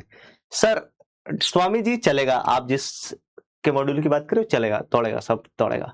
सर मुझे भी सब समझ आ रहा है पर क्वेश्चन सॉल्व नहीं रहा। क्वेश्चन जिसका भी सॉल्व नहीं हो रहा वो सबसे पहले अपने क्लास के सवालों को करने की कोशिश करे। और आपके साथ दिक्कत ये है, आपने जीवन में कभी न्यूमेरिकल करने की कोशिश ही नहीं की है। तो पहली बार तो बोलना सीखे थे तो भी तो दिक्कत हुई थी ना यार, तो बोलना छोड़ दिया था क्या? साइकिल चलाने के लिए तो तुम पागल थे कि हम साइकिल चलाएंगे, कैसी भी परिस्थिति आ जाए हम तो साइकिल चलाएंगे। अब काहे तुमको दिक्कत आ रही है भाई?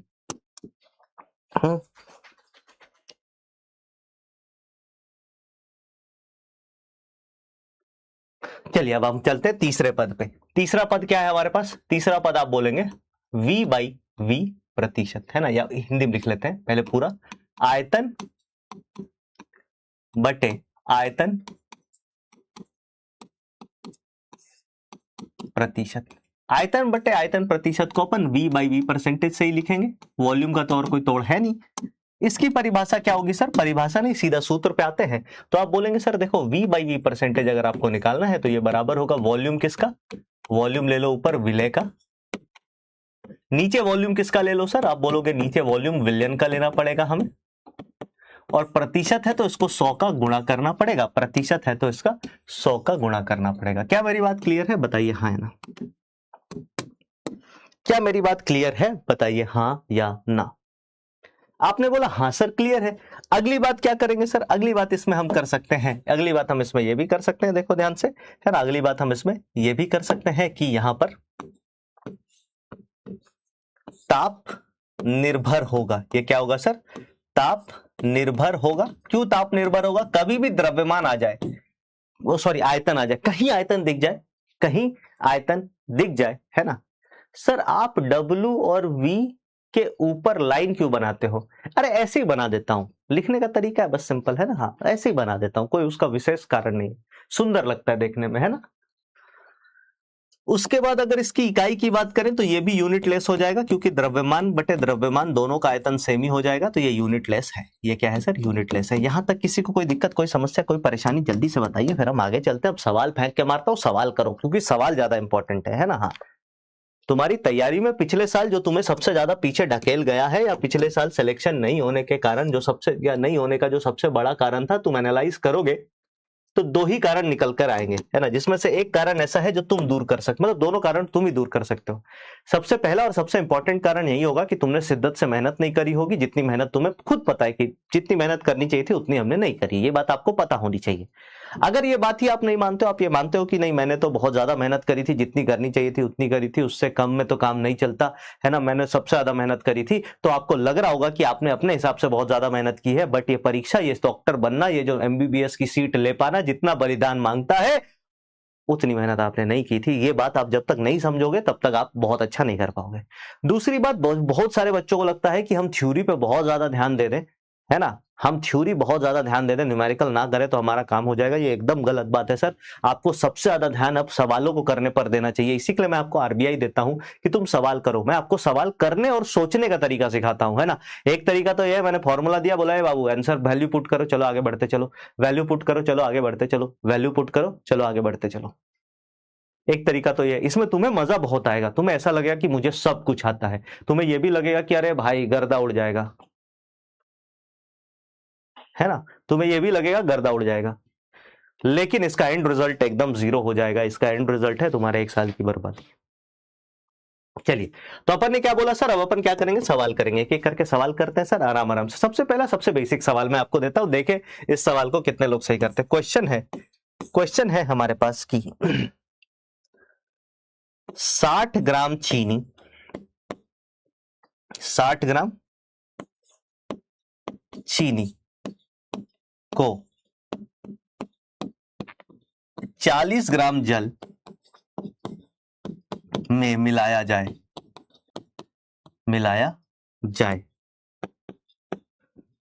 तो विलय होगा। ऑप्शन ए चीनी, ऑप्शन बी जल, ऑप्शन सी कोई भी नहीं, कोई नहीं। चलिए, पहला बड़ा ही सिंपल सा सवाल दिया है, बेसिक कंसेप्चुअल सवाल। कॉन्सेप्ट भी सीखना है, ऐसा नहीं कॉन्सेप्ट को नजरअंदाज कर देना है। 30 सेकंड का टाइम दे दे, 30 सेकंड का टाइम देते हैं। चलिए 30 सेकंड के टाइम में कीजिए, तब तक मैं वही वापस से डाउट ले लेता हूं। सर M/V जो है डेंसिटी में 100 से गुना क्यों नहीं किया? अरे दीदी ये घनत्व का फॉर्मूला है, ये परसेंटेज नहीं है। ओए होए होए सर, डेंसिटी घनत्व है, घनत्व बचपन में पढ़ा था। घनत्व क्या होता है? द्रव्यमान बटे आयतन। किसी भी पदार्थ का द्रव्यमान को आयतन से भाग दोगे तो ये क्या आ जाता है? ये आपका घनत्व आ जाता है सर। ये कॉन्सेंट्रेशन टर्म नहीं है, ये एक दूसरे को परिवर्तित करने का एक माध्यम है। साफिया दीदी कह रही सर प्लीज मुझे ये बता दो कि क्या आप बनाने बनाए नोट्स नहीं देते हो जिससे हमारा काम आसान हो जाए? सर काम करते रहेंगे तो पढ़ेंगे कब? ओए होए होए, साफिया दीदी आपने एक ऐसा सवाल पूछा है ना जो मैं चाह रहा था कोई ना कोई जरूर पूछे मेरे से, कोई ना कोई जरूर पूछे मेरे से। मैं आपको बस एक ही चीज बताऊंगा दीदी, मैं आपको बस एक ही चीज बताऊंगा, आप उसका जवाब मेरे को दे देना, उसके बाद हम आगे बात करेंगे, है ना। आप इस सवाल का ईमानदारी से जवाब दे देना। मैं मान लेता हूं आपका कोई चहेता इंसान, बहुत चहेता इंसान, है ना, ये सब परिकल्पनिक घटना है, आप ऐसा मत सोचिए कि मैं ऐसा चाहता हूं। आपका कोई चहेता इंसान ऑपरेशन थिएटर पे, है ना, बेड पे है, उसका ऑपरेशन हो रहा है, उसका ऑपरेशन हो रहा है, ठीक है। आप क्या चाहेंगे उसका जवाब मेरे को दीजिए। क्या आप चाहेंगे एक ऐसा डॉक्टर आपके उस चहेते इंसान का इलाज करे जिसने सनीमा की तरह चीजों को देख करके डॉक्टरी सीखी है, या आप चाहेंगे ऐसा डॉक्टर उसका इलाज करे, आप चाहेंगे ऐसा डॉक्टर इसका इलाज करे जिसने अपने खुद हाथ पैर चला करके सर्जरी सीखी है, जिसने खुद हाथ चलाया, जिसने खुद उपकरणों का इस्तेमाल किया है, कई सारी सर्जरी कर ली है। बस मुझे इस सवाल का जवाब दे दीजिए, आपके सवाल का जवाब आपको खुद मिल जाएगा, आपके सवाल का जवाब आपको खुद मिल जाएगा। बहुत अच्छा सवाल है। आपको ऐसा लगता है कि सर आप शॉर्ट नोट्स दे दीजिए, सर आप हमें रोज रिवीजन का नोट्स दे दीजिए, सर आप ना हमें मक्कार बना दीजिए। ईमानदारी वाली बात यह है भाई, अगर मैं तुम्हें सब दे दूंगा तो तुम अपने लिए काम करना कब सीखोगे मेरे भाई? अपने लिए काम करना कब सीखोगे? है तुम्हारे आसपास तुम्हारे ऐसे दोस्त होंगे ना जिनको तुम बोलते हो अरे ये तो मम्माज बॉय है, इसको तो सब इसके घर वाले ही करके। तुम्हें वैसा इंसान नहीं, मैं तुम्हें प्रोटेक्टेड इंसान नहीं बनाना चाहता हूं, है ना? हाँ, मैं तुम्हें इस संसार में, है ना, मैं तुम्हें इस संसार में वो प्रोटेक्टेड इंसान, पिंजड़े का तोता नहीं बनाना चाहता हूं मैं तुम्हें कि तुम्हें सब कुछ एक ही जगह बैठे बिठाए मिल जाए, तुम आलसी बन जाओ, तुम मक्कार बन जाओ। नहीं, क्यों बनोगे तुम मक्कार? मैं चाहता हूं तू चील बन भाई, ईगल बन, उड़, खुद से उड़, अपने पंखों पे इतना भरोसा रख कि अगर बारिश आ रही है, तूफान आ रहा है, तो बादलों के ऊपर जाके उड़ना यार। ये क्या है कि नहीं यार सर आप हमें सब कुछ दे दो, हम कुछ नहीं करना चाहते सर, लेकिन डॉक्टर बनना चाहते हैं। गलत बात है बेटा। जब आप वैसे डॉक्टर पे भरोसा नहीं करोगे तो आप खुद के लिए ऐसी चीज क्यों मांग सकते हो, है ना? हाँ, क्या सर शॉर्ट नोट्स देना अच्छी बात है? मैं कहूंगा बहुत अच्छी बात है, लेकिन क्या शॉर्ट नोट्स देने से मैं कहीं ना कहीं आपकी उड़ान को कमजोर कर रहा हूं? हाँ कर रहा हूं। पूछो क्यों? क्योंकि तुम सिर्फ एक चीज पे डिपेंडेंट हो जाओगे फिर, और मुझे पता है 100 में से 99 बच्चे उस चीज पे डिपेंडेंट हो जाएंगे। उनको, बहुत सारे बच्चों को लगेगा लेक्चर नहीं देखते हैं, बहुत सारे बच्चों को लगेगा ना लेक्चर नहीं देखते हैं, नोट्स पढ़ लेंगे, शाम में हो जाएगा हमारा काम। नहीं होता है बेटा, काम नहीं होता है, काम नहीं होता है भाई। खैर, इस सवाल पे वापस आते तो साफिया दीदी, मेरे हिसाब से आपको आपका डाउट क्लियर हो गया होगा। जब तक आप अपने आप से मेहनत नहीं करेंगे, आप डॉक्टर बनना डिजर्व नहीं करते हैं। मैं मुंह पे बोलता हूं, तुम्हें, आपको बुरा लगे आपको अच्छा लगे कोई बात नहीं, you don't deserve to be a doctor if you haven't done so. अगर आपने ऐसी मेहनत नहीं करी है तो आप डॉक्टर बनना डिजर्व ही नहीं करते हैं। आप बन भी जाएंगी तो आगे बहुत मुश्किल होगी, क्योंकि आगे की जिंदगी बहुत ज्यादा कठिन है। चलिए, इस सवाल का जवाब सभी लोगों ने दे दिया होगा। ये मेरे हिसाब से एक एसएम स्कैम टाइप का सवाल है। ऐसे सवाल का जवाब जब आपसे पूछा जाए कि इनमें से कौन सा विलय होगा, यानी कि सोल्यूट कौन सा होगा, तो आप लोगों ने क्या पढ़ रखा है? सर आप लोगों ने सोल्यूट लिख दूं, कोई दिक्कत नहीं है, सोल्यूट सभी को समझ में आता है, सोल्यूट चमकता है आप लोगों को? आपने बोला हाँ। सोल्यूट यानी कि हम विलय की बात कर रहे हैं, तो आप लोगों ने पढ़ रखा है सर विलय कौन होता है? जिसकी मात्रा कम हो, जिसकी मात्रा कम हो, है ना? मैं चाहता तो आधे घंटे तक ये कॉन्सेप्ट आपको लिखा सकता था, बट वो आधे घंटे की बर्बादी होती। मैं 2 सवालों के माध्यम से सारे कॉन्सेप्ट आपको अभी चमका दूंगा। आपने बोला जिसकी मात्रा कम हो ये विलय का काम करता, बिल्कुल सही बात है सर, बिल्कुल सही बात है, लेकिन ये आधी बात है। ये क्या है? अधूरी बात है, ये इनकम्प्लीट स्टेटमेंट है सर, ये इनकम्प्लीट बात है।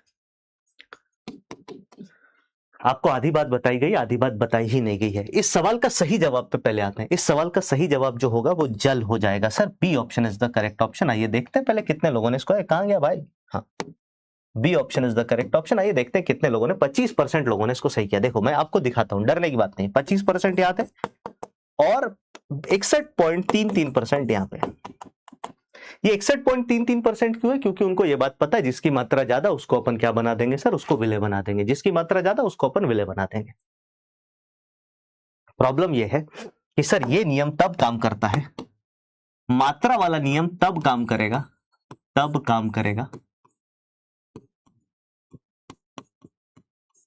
जब, है ना, विलय तथा विलायक समान अवस्था में होंगे। समान अवस्था मतलब समान फेज में होंगे, भौतिक अवस्था आप समझ लो, अवस्था में होंगे, है ना? जब ये समान अवस्था में होंगे तब काम करेगा। यानी कि अगर विलय, जैसे समझो विलय और विलायक, ये क्या है सर? द्रव है, ऐसे लिख देता हूं, ये लिक्विड है, ये लिक्विड है, काम कर जाएगा। ये लिक्विड है, ये सॉलिड है। आप बोलोगे अब ये नियम काम नहीं करेगा, या ऐसे नहीं, मतलब समझ गए ना, जब दोनों सेम अवस्था में होंगे तभी काम करेगा। अगर दोनों सेम अवस्था में नहीं है तो ये काम नहीं करेगा। एग्जाम्पल के लिए अगर आप यहां देखोगे, आप बोलोगे बाबू चीनिया जो है वो सॉलिड है भाई, और ये पनिया जो है वो लिक्विड है। सॉलिड और लिक्विड की अवस्था अलग है। कभी भी अगर अवस्था अलग हो तो लिक्विड को पकड़िए और उसको सॉल्वेंट बनाइए हमेशा, है ना। अगर अवस्था अलग हो, मेरी बात सुन लेना ध्यान से, अवस्था अगर अलग हो, अवस्था भिन्न हो, तो क्या करेंगे, लिक्विड पहली प्राथमिकता होगी।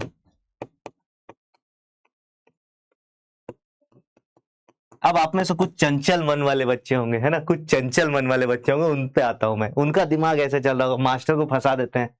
वो बोलेंगे एक बात बताओ सर, हमने एक काम किया, हमने 10 ग्राम जल लिया और इसमें हमने 1 kg, कुछ लोग 10 kg भी ले लेंगे, 10 kg चीनी मिलाई। अब बताओ ना कौन होगा विलियन, कौन होगा विलायक। अब बताओ ना कौन होगा विलियन, कौन होगा विलायक। बताइए, बोलो बोलो बोलो बोलो भाई, आप कौन विलियन होगा, कौन विलायक होगा, बताइए।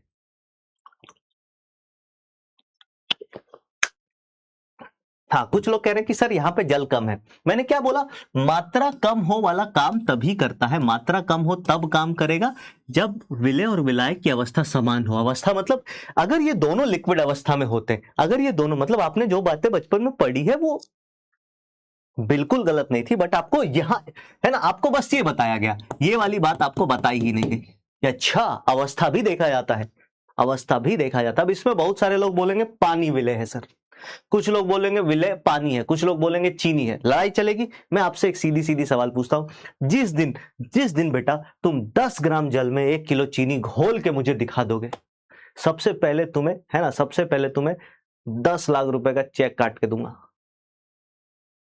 क्यों? क्योंकि ये घुलेगा ही नहीं भाई, विलियन भी तो बनना चाहिए ना बे। अबे 10 ग्राम जल जब तुम डालोगे ना, चीनी में गायब हो जाएगा। चीनी का जो हल्का फुल्का बूरा होता है ना, उसमें सूख के खत्म हो जाएगा, तुम्हें पता भी नहीं चलेगा। समझ में आई बात? हाँ, तो ये सवाल इसमें क्या होगा, ये विलियन ही नहीं है। जब विलियन नहीं है तो काय का विलय? ये क्या है सर, विलियन ही नहीं है। तो इस सवाल का मतलब समझ गए कि अगर दोनों का फेस सेम हो। अब आते दूसरे सवाल पे, एक और सवाल करते हैं। लो अब मारो तुम। ई है हमारे पास नहीं हमारे पास नहीं, ई गिलास है ना। हाँ, आज शनिवार का दिन है, पार्टी करने का दिन है। तो इसमें क्या किया, एक इंसान ने 90 ml अल्कोहल लिया और इसमें उसने 10 ml पानी मिलाया। अब मेरे को बता दो भैया, बिल्हे और बिलायक कौन है? सर स्नैक्स में क्या लेंगे? स्नैक्स में काजू ले लेते हैं भाई, रोस्टेड काजू, है ना, रोस्टेड काजू को क्या बोलते हैं? आलमंड तो बोलते हैं बादाम को, काजू को क्या बोलते हैं भाई इंग्लिश में? रोस्टेड काजू ही बोल देते हैं भाई। ये बताइए अब कौन मिले है? तो इस केस में अब आप सुनना, सर अल्कोहल कैसा होता है? अल्कोहल क्या है? द्रव है सर। सर पानी क्या है? द्रव है। अगर दोनों ही द्रव है, अगर दोनों ही द्रव है तो किस पे चले जाएंगे? मात्रा पे। कैश्यू नट, है ना, हाँ कैश्यू नट। वाह, चलो जी, पार्टी की व्यवस्था हो गई है। हाँ, पार्टी की व्यवस्था हो गई है। समझे मेरी बात? तो आप बोलोगे सर अब ये भी द्रव है, ये भी द्रव है।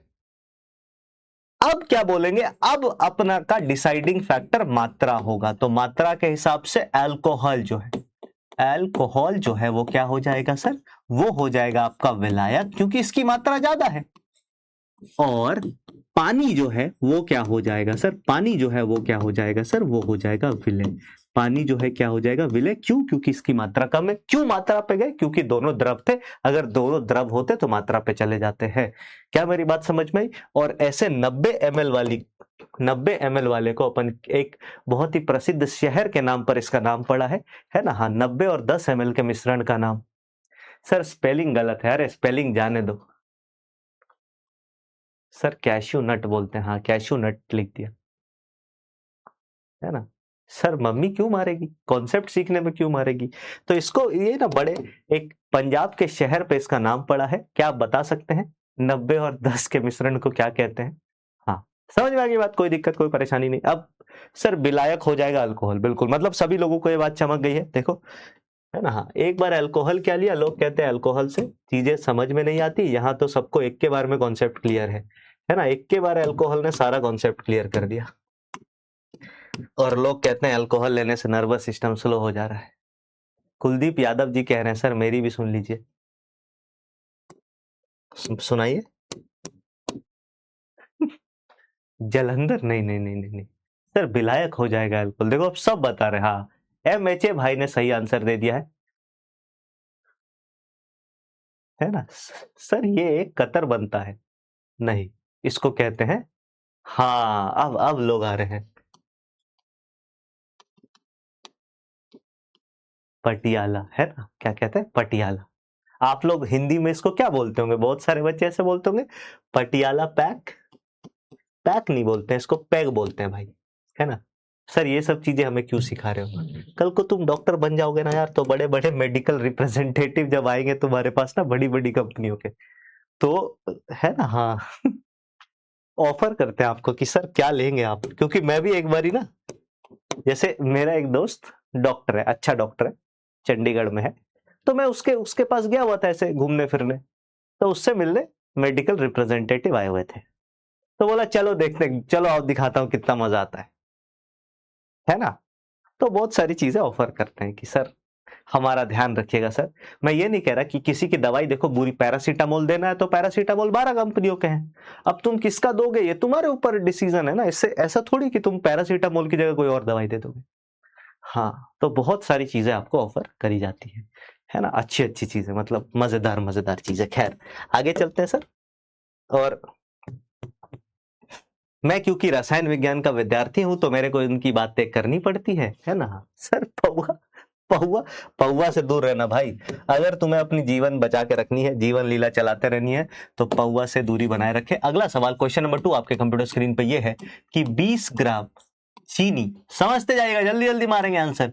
20 ग्राम चीनी, कितने ग्राम चीनी मेरे भाई? 20 ग्राम चीनी को 80 ग्राम जल में मिलाने पर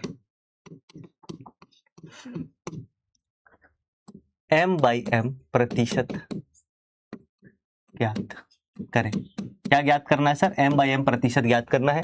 पहला ऑप्शन है 15%, दूसरा ऑप्शन है 20%, तीसरा ऑप्शन है 25%, ऐसे कर लेते हैं ना, तीसरा ऑप्शन है 25%, चौथा ऑप्शन है 30%। चलिए आपका समय शुरू होता है, अब देखें कौन इसको सही करता है। ये वाला, अच्छा यस और नो का पोल दिया था, देखो 95% लोगों को एक के बारे में बात समझ गई है ना? तो फालतू ही बदनाम है।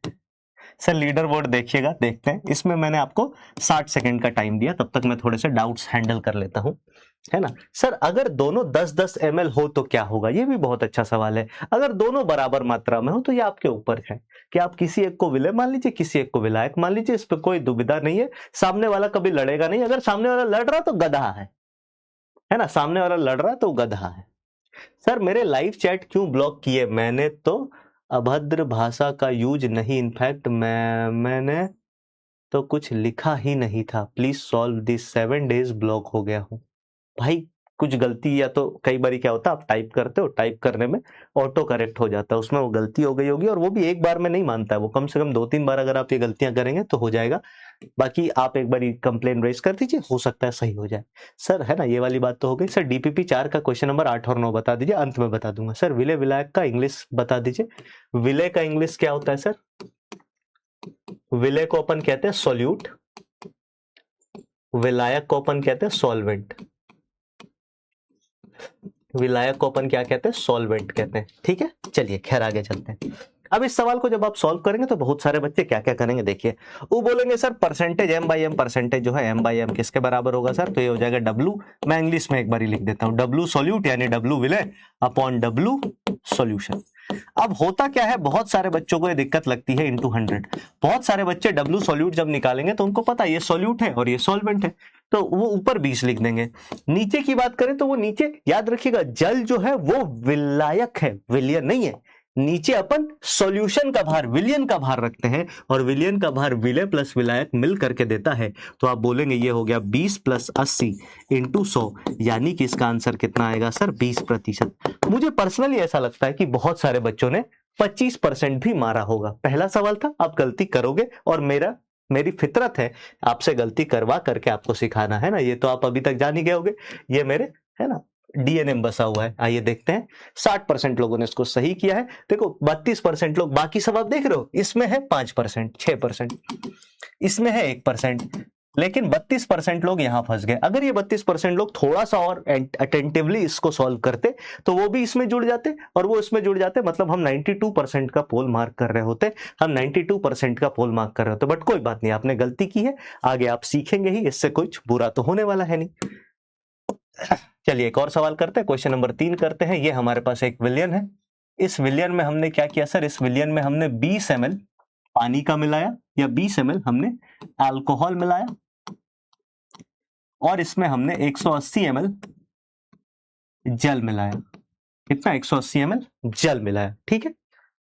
20 ml पानी मतलब 20 ml अल्कोहल, 180 ml जल। आपको बताना है सबसे पहला V/V परसेंटेज, आयतन बटे आयतन प्रतिशत आपको बताना है, और दूसरा आपको बताना है V/M/V परसेंट, है ना। क्या बताना है सर, या नहीं चलो यही बताओ, अभी तो छोड़ो, अभी तो यही बताओ, बस एक ही सवाल का जवाब करो। चलिए जल्दी से बता दीजिए क्या होगा। मैं ऑप्शंस दे दूं क्या, ऑप्शंस दे देता हूं। पहला ऑप्शन है 20%, दूसरा ऑप्शन है 10%, तीसरा ऑप्शन है 5%, चौथा ऑप्शन है 8%। चलिए आपका समय शुरू होता है 45 सेकंड का। आप क्योंकि सवाल छोटा है, 45 सेकंड ज्यादा अच्छा टाइम है। सर सुनो तो भाई, बोलो तो। पोल लाने के लिए आपको एक बार चैट बंद करना पड़ेगा, चैट बंद करने के बाद पोल आएगा, है ना। हाँ, चैट बंद करने के बाद पोल आएगा।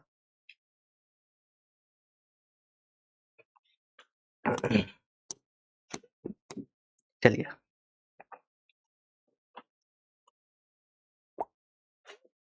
आइए देख लेते क्या करेंगे। तो आप बोलोगे सर ये है हमारे पास क्या, विलायक, सोल्यूट बोल देते हैं इसको।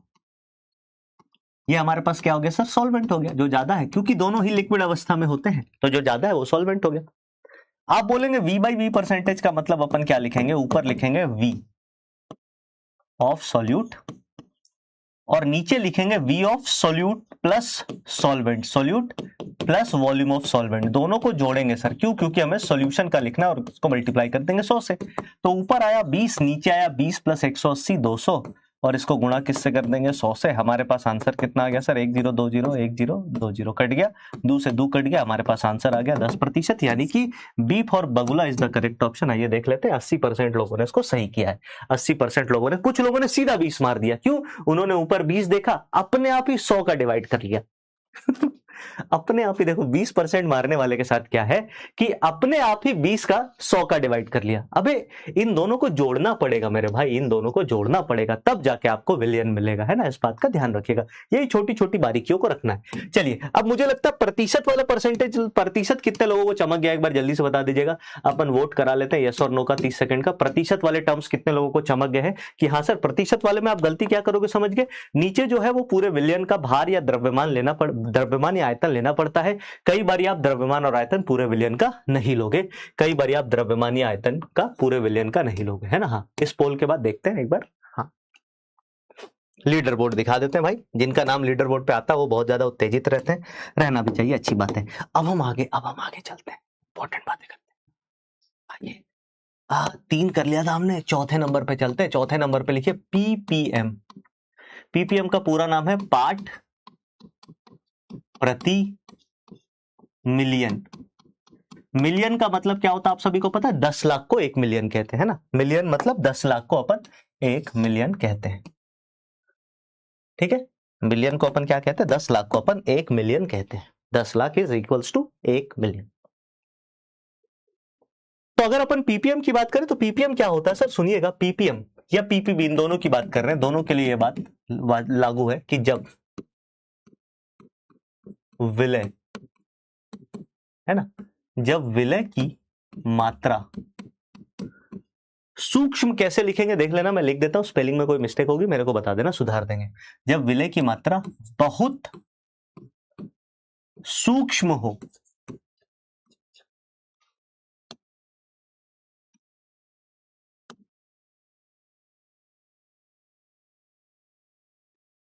यार का और सा मिलके बनता है छा, सूक्ष्म कैसे लिखेंगे यार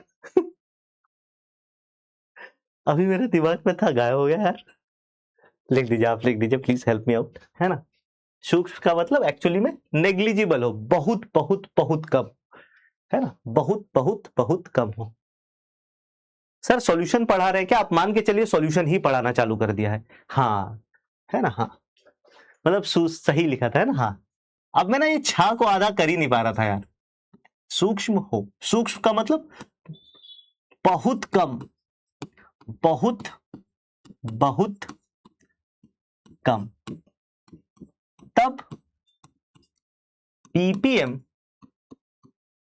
तथा पीपीबी का प्रयोग करते हैं, प्रयोग करते हैं।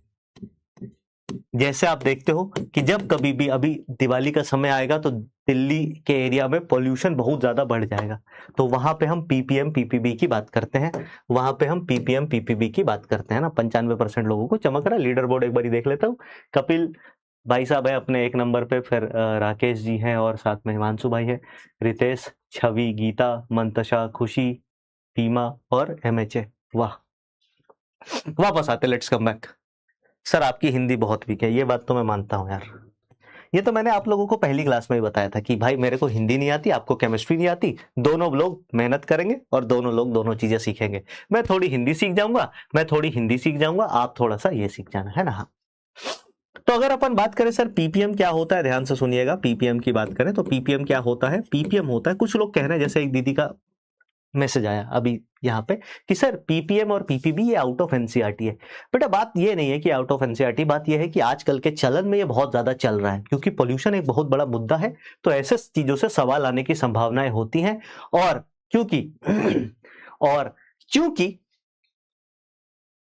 क्योंकि सवाल जो है वो मॉडर्न चीजों को देख करके बनाया जाता है, तो आपसे, आपके लेवल पर या आपसे अपेक्षा की जाती है कि आपको कम से कम इतनी बातें तो पता हो, पीपीएम पीपीबी तो पता हो। खैर वापस आता है, पीपीएम का सीधा सीधा फॉर्मूला है। पीपीएम में आप क्या लिखते हैं सर? ऊपर लेते हैं डब्ल्यू, किसका डब्ल्यू लिया आपने? डब्ल्यू लिया सॉल्यूट का, विलय का।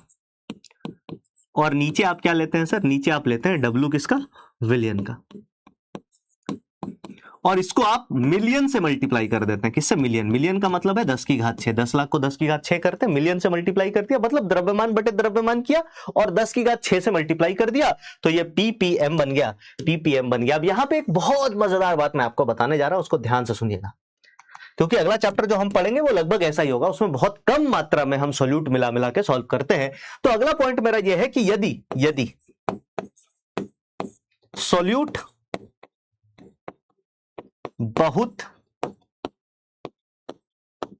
सूक्ष्म मात्रा में है, सूक्ष्म है, तब क्या मैं ये लिख सकता हूं, क्या मैं ये लिख सकता हूं, W solute plus W solvent बराबर डब्ल्यू सॉल्वेंट हो जाएगा? क्या मैं ये लिख सकता हूं? नहीं लिख सकता, बताओ। मतलब हमने इन दोनों को जोड़ के क्या किया? ये किसके बराबर है सर? ये डब्ल्यू विलियन, विलियन के भार के बराबर है। तो इस कंडीशन में मैं लिख सकता हूं कि विलियन का जो भार है, विलियन का जो भार है वो विलायक के ही भार के बराबर हो जाएगा। पता है क्यों? क्योंकि विलय नाम मात्र का है, विलय नाम मात्र का है, इस वजह से। क्या मैं ये बात लिख सकता हूं? और जैसे ही आपने ये बात लिख दी, जैसे ही आपने ये बात लिख दी, तो पीपीएम का नया फॉर्मूला जो है ये भी आप इस्तेमाल कर सकते हो। ये क्या आ जाएगा सर? डब्ल्यू विलय, और इसको अपन अब क्या कर सकते हैं सर? सीधा सीधा डब्ल्यू विलायक भी कर सकते हैं। क्या कर सकते हैं? डब्ल्यू विलायक इंटू 10 की घात 6, ये भी इस्तेमाल कर सकते हैं। क्योंकि अगर हम ये वाला दोनों ऐड करके इस्तेमाल करेंगे ना, तो बड़ा कॉम्प्लिकेटेड सा आंसर आएगा, सॉल्व करना बहुत मुश्किल हो जाएगा और इससे बहुत ज्यादा फर्क पड़ेगा नहीं। ठीक है, क्या मेरी बात समझ में आई? क्या मेरी बात समझ में आई? अब आगे चलते हैं सर।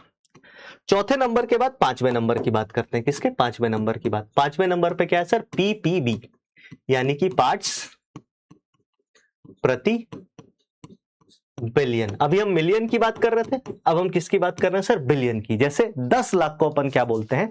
10 लाख को अपन बोलते हैं 1 मिलियन। उसी तरीके से 100 करोड़ को, 100 करोड़ या 1000 करोड़ देख लेते हैं। 10 लाख कितना हो गया? 10 की घात 6। इसको मल्टीप्लाई कर देंगे 10 की घात 3 से, तो ये हो गया 10 की घात 9। 10 की घात 9 का मतलब 1 2 3 4 5 6 7 8 9, 1 2 3 2 2, है ना? 100 करोड़ को, 100 करोड़ को अपन क्या बोलेंगे? है ना, 100 करोड़ को हम क्या बोलेंगे सर? 100 करोड़ को अपन बोल देते हैं 1 बिलियन।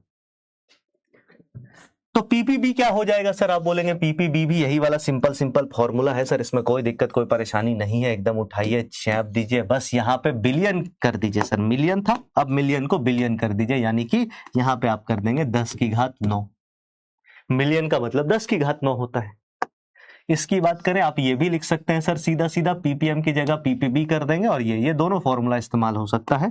और यहां पर अपन क्या करेंगे सर? यहां पर अपन 10 की घात 9 कर देंगे और यहां पर अपन पीपीएम की जगह पीपीबी कर देंगे, पीपीएम की जगह पीपीबी कर देंगे।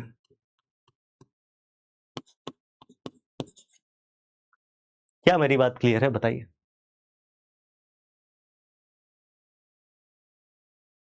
बोलिए।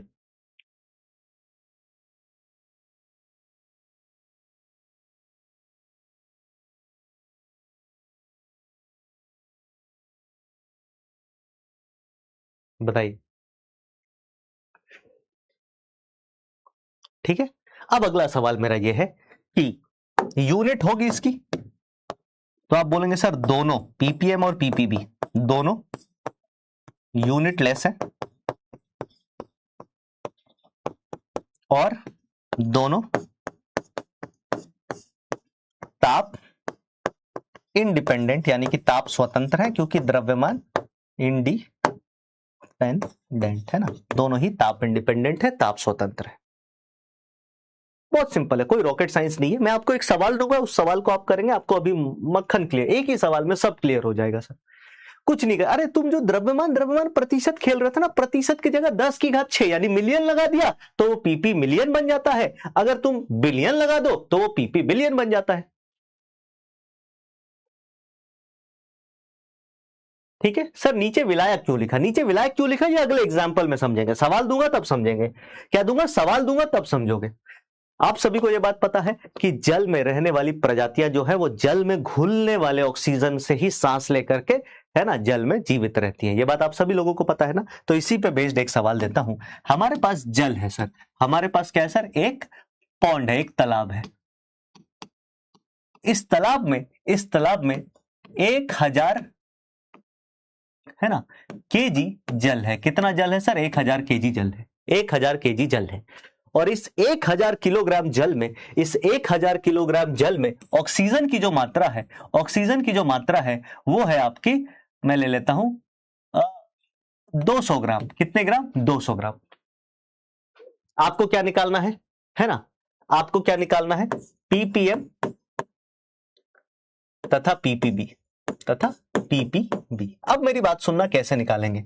सबसे पहला काम यह है, सबसे पहला काम यह है पीपीएम निकालने के लिए आप बोलोगे सर डब्लू विलय। विलय कौन है? ऑक्सीजन है, तो डब्लू विलय यानी कि विलय ऑक्सीजन है। ये कितना है सर? ये 200 ग्राम है। फिर अपन निकालेंगे डब्लू विलायक। फिर अपन क्या निकालेंगे सर? डब्लू विलायक। अब डब्लू विलायक कौन है? आप बोलोगे विलायक हाई वाला है सर। अब ये किलोग्राम में है, किलोग्राम को हमें ग्राम में परिवर्तित करना पड़ेगा। तो आप बोलोगे ये कितना हो गया सर? 10, ये 10 की घात 3 है ना, या 1000 इंटू 10 की घात 3 ग्राम। इसको आप लिखोगे तो ये 10 की घात 6 ग्राम हो गया। मैंने जानबूझ के ऐसा लिया है कि सॉल्व करना आसान हो।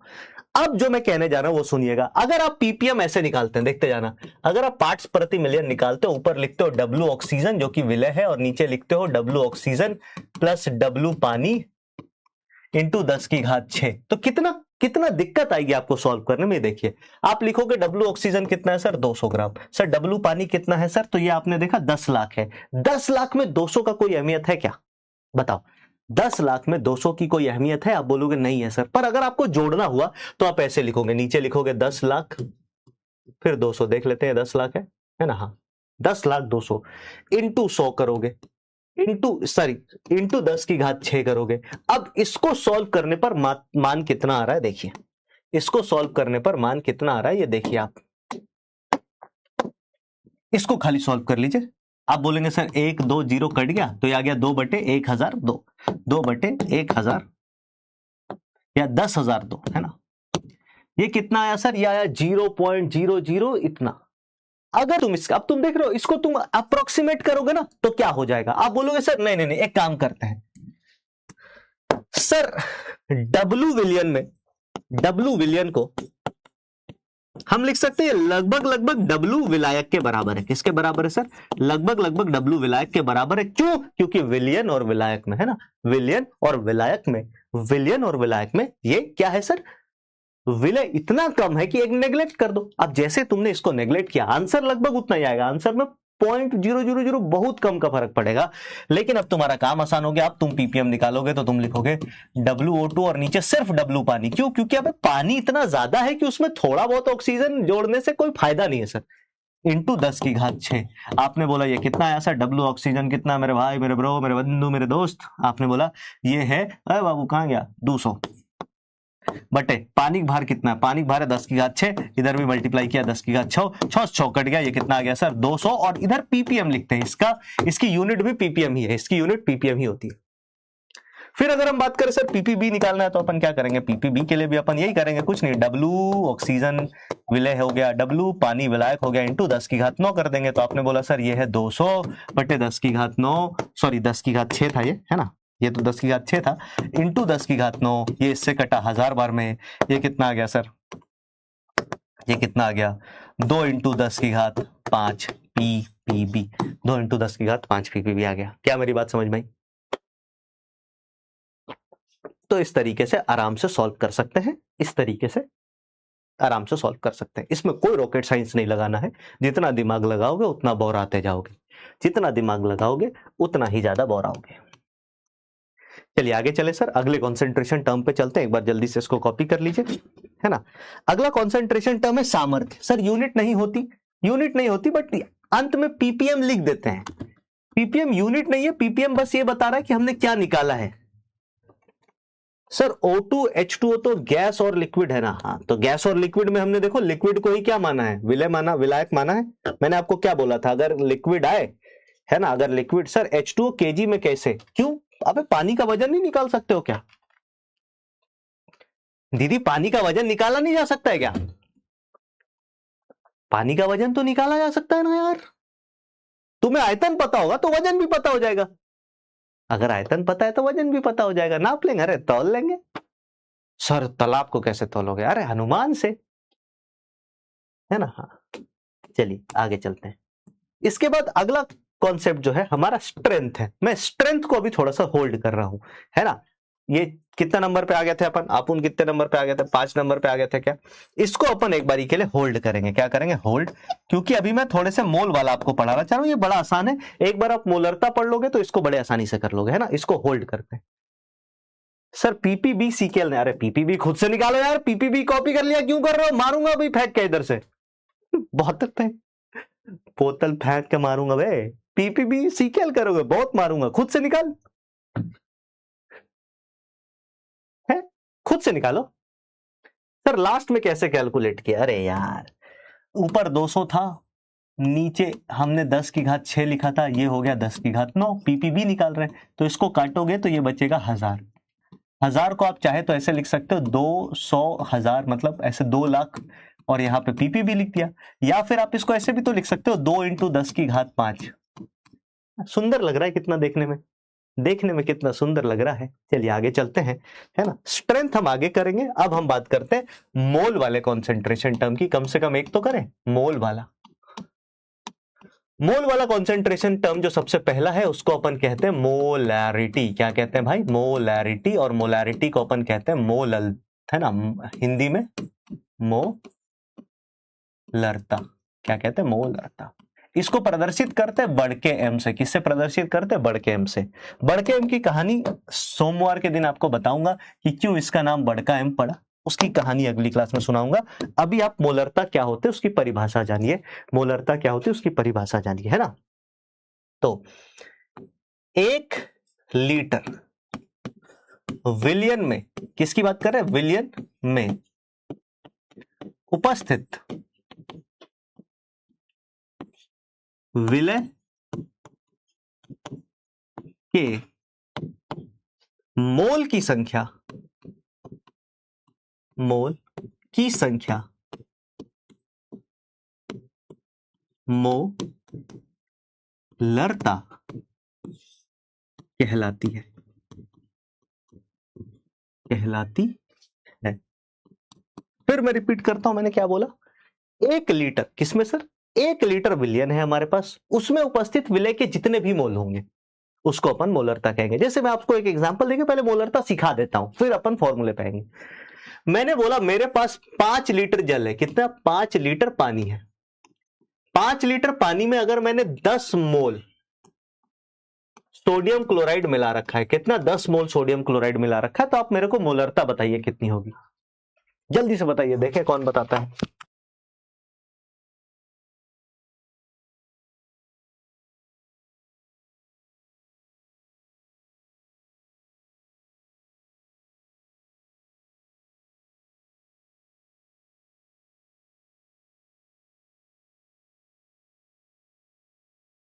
हाँ भाई, कितने होंगे बताओ।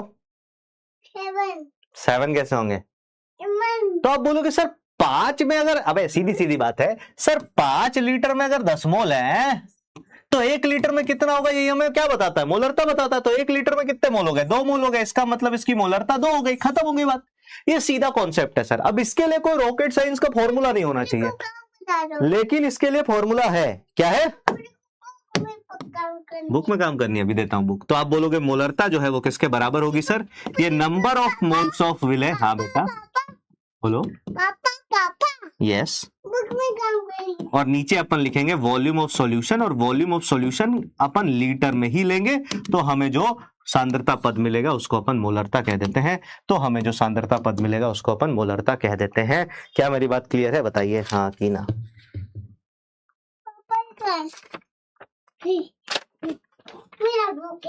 हाँ ऋषि का बुक है, ठीक है, बात समझ गए।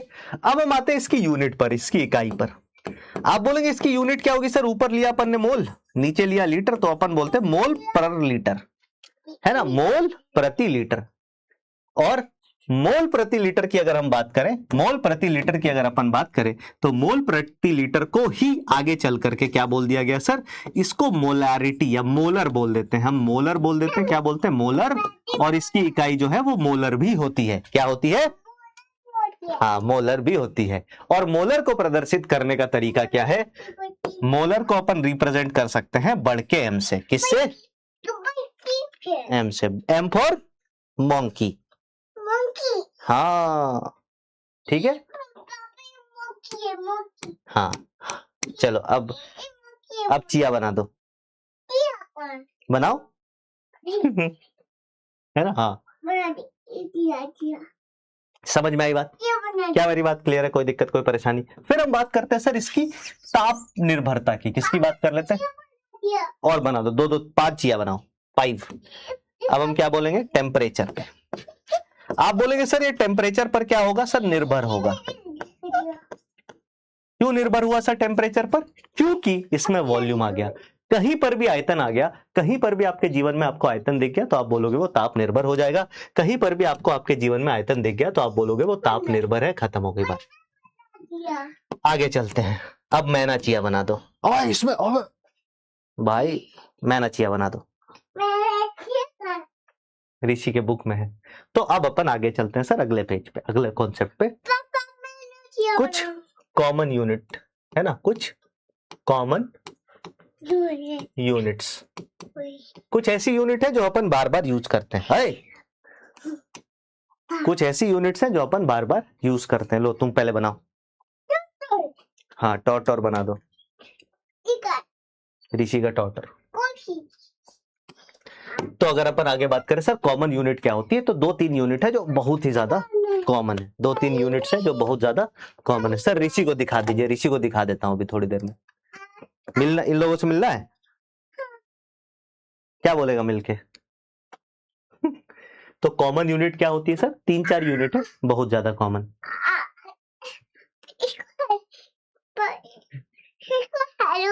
हेलो करनी है, बस एक बार इनको बता दूं फिर हेलो करते हैं। कॉमन यूनिट क्या होती है सर? तो एक होता है आपका मिली मोलर। कई बार ऐसा शब्द लिखा होगा मिली मोलर। मिली मोलर का मतलब आप समझेंगे 10 की घात -3 मोलर। फिर कई बार लिखा होगा सेंटीमोलर। क्या लिखा होगा? सेंटीमोलर। सेंटीमोलर का मतलब है 10 टू द पावर -2 मोलर, 10 की घात -2 मोलर। फिर कई बार लिखा होगा डेसीमो। देसी नहीं है भाई, डेसी है ना, देसी नहीं, डेसी, डेसीमोलर। डेसीमोलर का मतलब क्या है सर? 10 की घात -1 मोलर। ये सब टर्म डायरेक्टली लिखा होता है, ये सब टर्म डायरेक्टली लिखा होता है। एक सवाल देता हूं, इसको कीजिए, फिर आज की क्लास खत्म करते हैं। हाँ अंकल है। पहला सवाल ये आपके पास है। पहला सवाल, इसमें एक डब्बा हमने लिया, इस डब्बे में हमारे पास 2 मोल NaOH सोडियम हाइड्रोक्साइड थे, और क्या कहते हैं 500 ml पानी था। 500 ml विलियन था, है ना, 500 ml विलियन था। आपको इसकी मोलारिटी बतानी है, कितनी आएगी, जल्दी से बताइए। दूसरा सवाल है कि हमारे पास एक सॉल्यूशन था, इस सॉल्यूशन में 5 लीटर सॉल्यूशन है हमारे पास। कितना? 5 लीटर सॉल्यूशन है, और इसमें हमारे पास, बस अभी करा देता हूं, और हमारे पास 34.2 ग्राम इसमें सुक्रोज हमने मिलाया। क्या मिलाया? सुक्रोज मिलाया, चीनी मिलाया। इसकी मोलरता क्या आएगी, जल्दी से निकालिए। आ जा, टॉट भी दिखा दो इन लोगों को अपना। दिखा दिया। कब दिखाया? लाओ, ले आओ उसको, उससे भी मिलवा दो, बता दो कि ये मेरा दोस्त है। आओ गोदी आ जाओ। ये मेरा दोस्त है। बता, मेरा दोस्त है। दोस्त क्या नाम है इसका? दोस्त। इसका नाम क्या है? तौर। तौर है ना? क्या है? दिखा दो, बोलो कैसे। देखो ये मेरा दोस्त है। मेरा दोस्त। जो पढ़ाई नहीं करेगा क्या करेंगे? उससे कटवा देंगे। बोल दो। पढ़ाई नहीं करेगा उससे कटा देंगे। जो होमवर्क नहीं करेगा, जो होमवर्क नहीं करेगा पढ़ा देंगे। टॉट से क्या कर देंगे? कट्टी कट्टी कर देंगे। कट्टी कट्टी। हाँ। कौन है ये लोग? ऋषि। ये लोग पढ़ाई करके क्या बनेंगे? डॉक्टर अंकल बन जाएंगे ये लोग, पक्का? पर ये लोग तो पढ़ ही नहीं रहे हैं।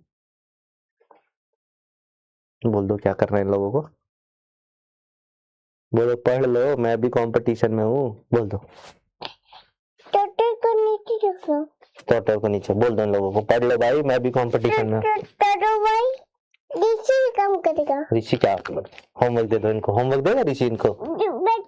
बैठ के इसमें बैठेगा। ठीक है भाई, दोनों का आंसर आ गया। चलो पहले मैं एक बार इनको आंसर बता देता हूँ। पहले वाले सवाल को जब आप सॉल्व करेंगे, बेटा एक सेकंड रुक जाओ। पहले वाले सवाल को जब आप, आ जा भाई तू इधर ही आ जा। पहले वाले सवाल को जब आप सॉल्व, पेन दे देता हूं।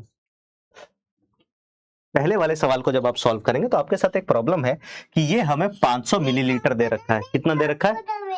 500 मिलीलीटर। 500 मिलीलीटर से तो काम चलेगा नहीं, तो इसको अपन बदलेंगे 0.5 लीटर में, तो इसका आयतन अब लीटर में आ गया। तो मोलारिटी क्या होगा sir? Number of moles of solute, जो कि है 2 अपॉन आयतन इन लीटर। लीटर में आयतन कितना? 0.5।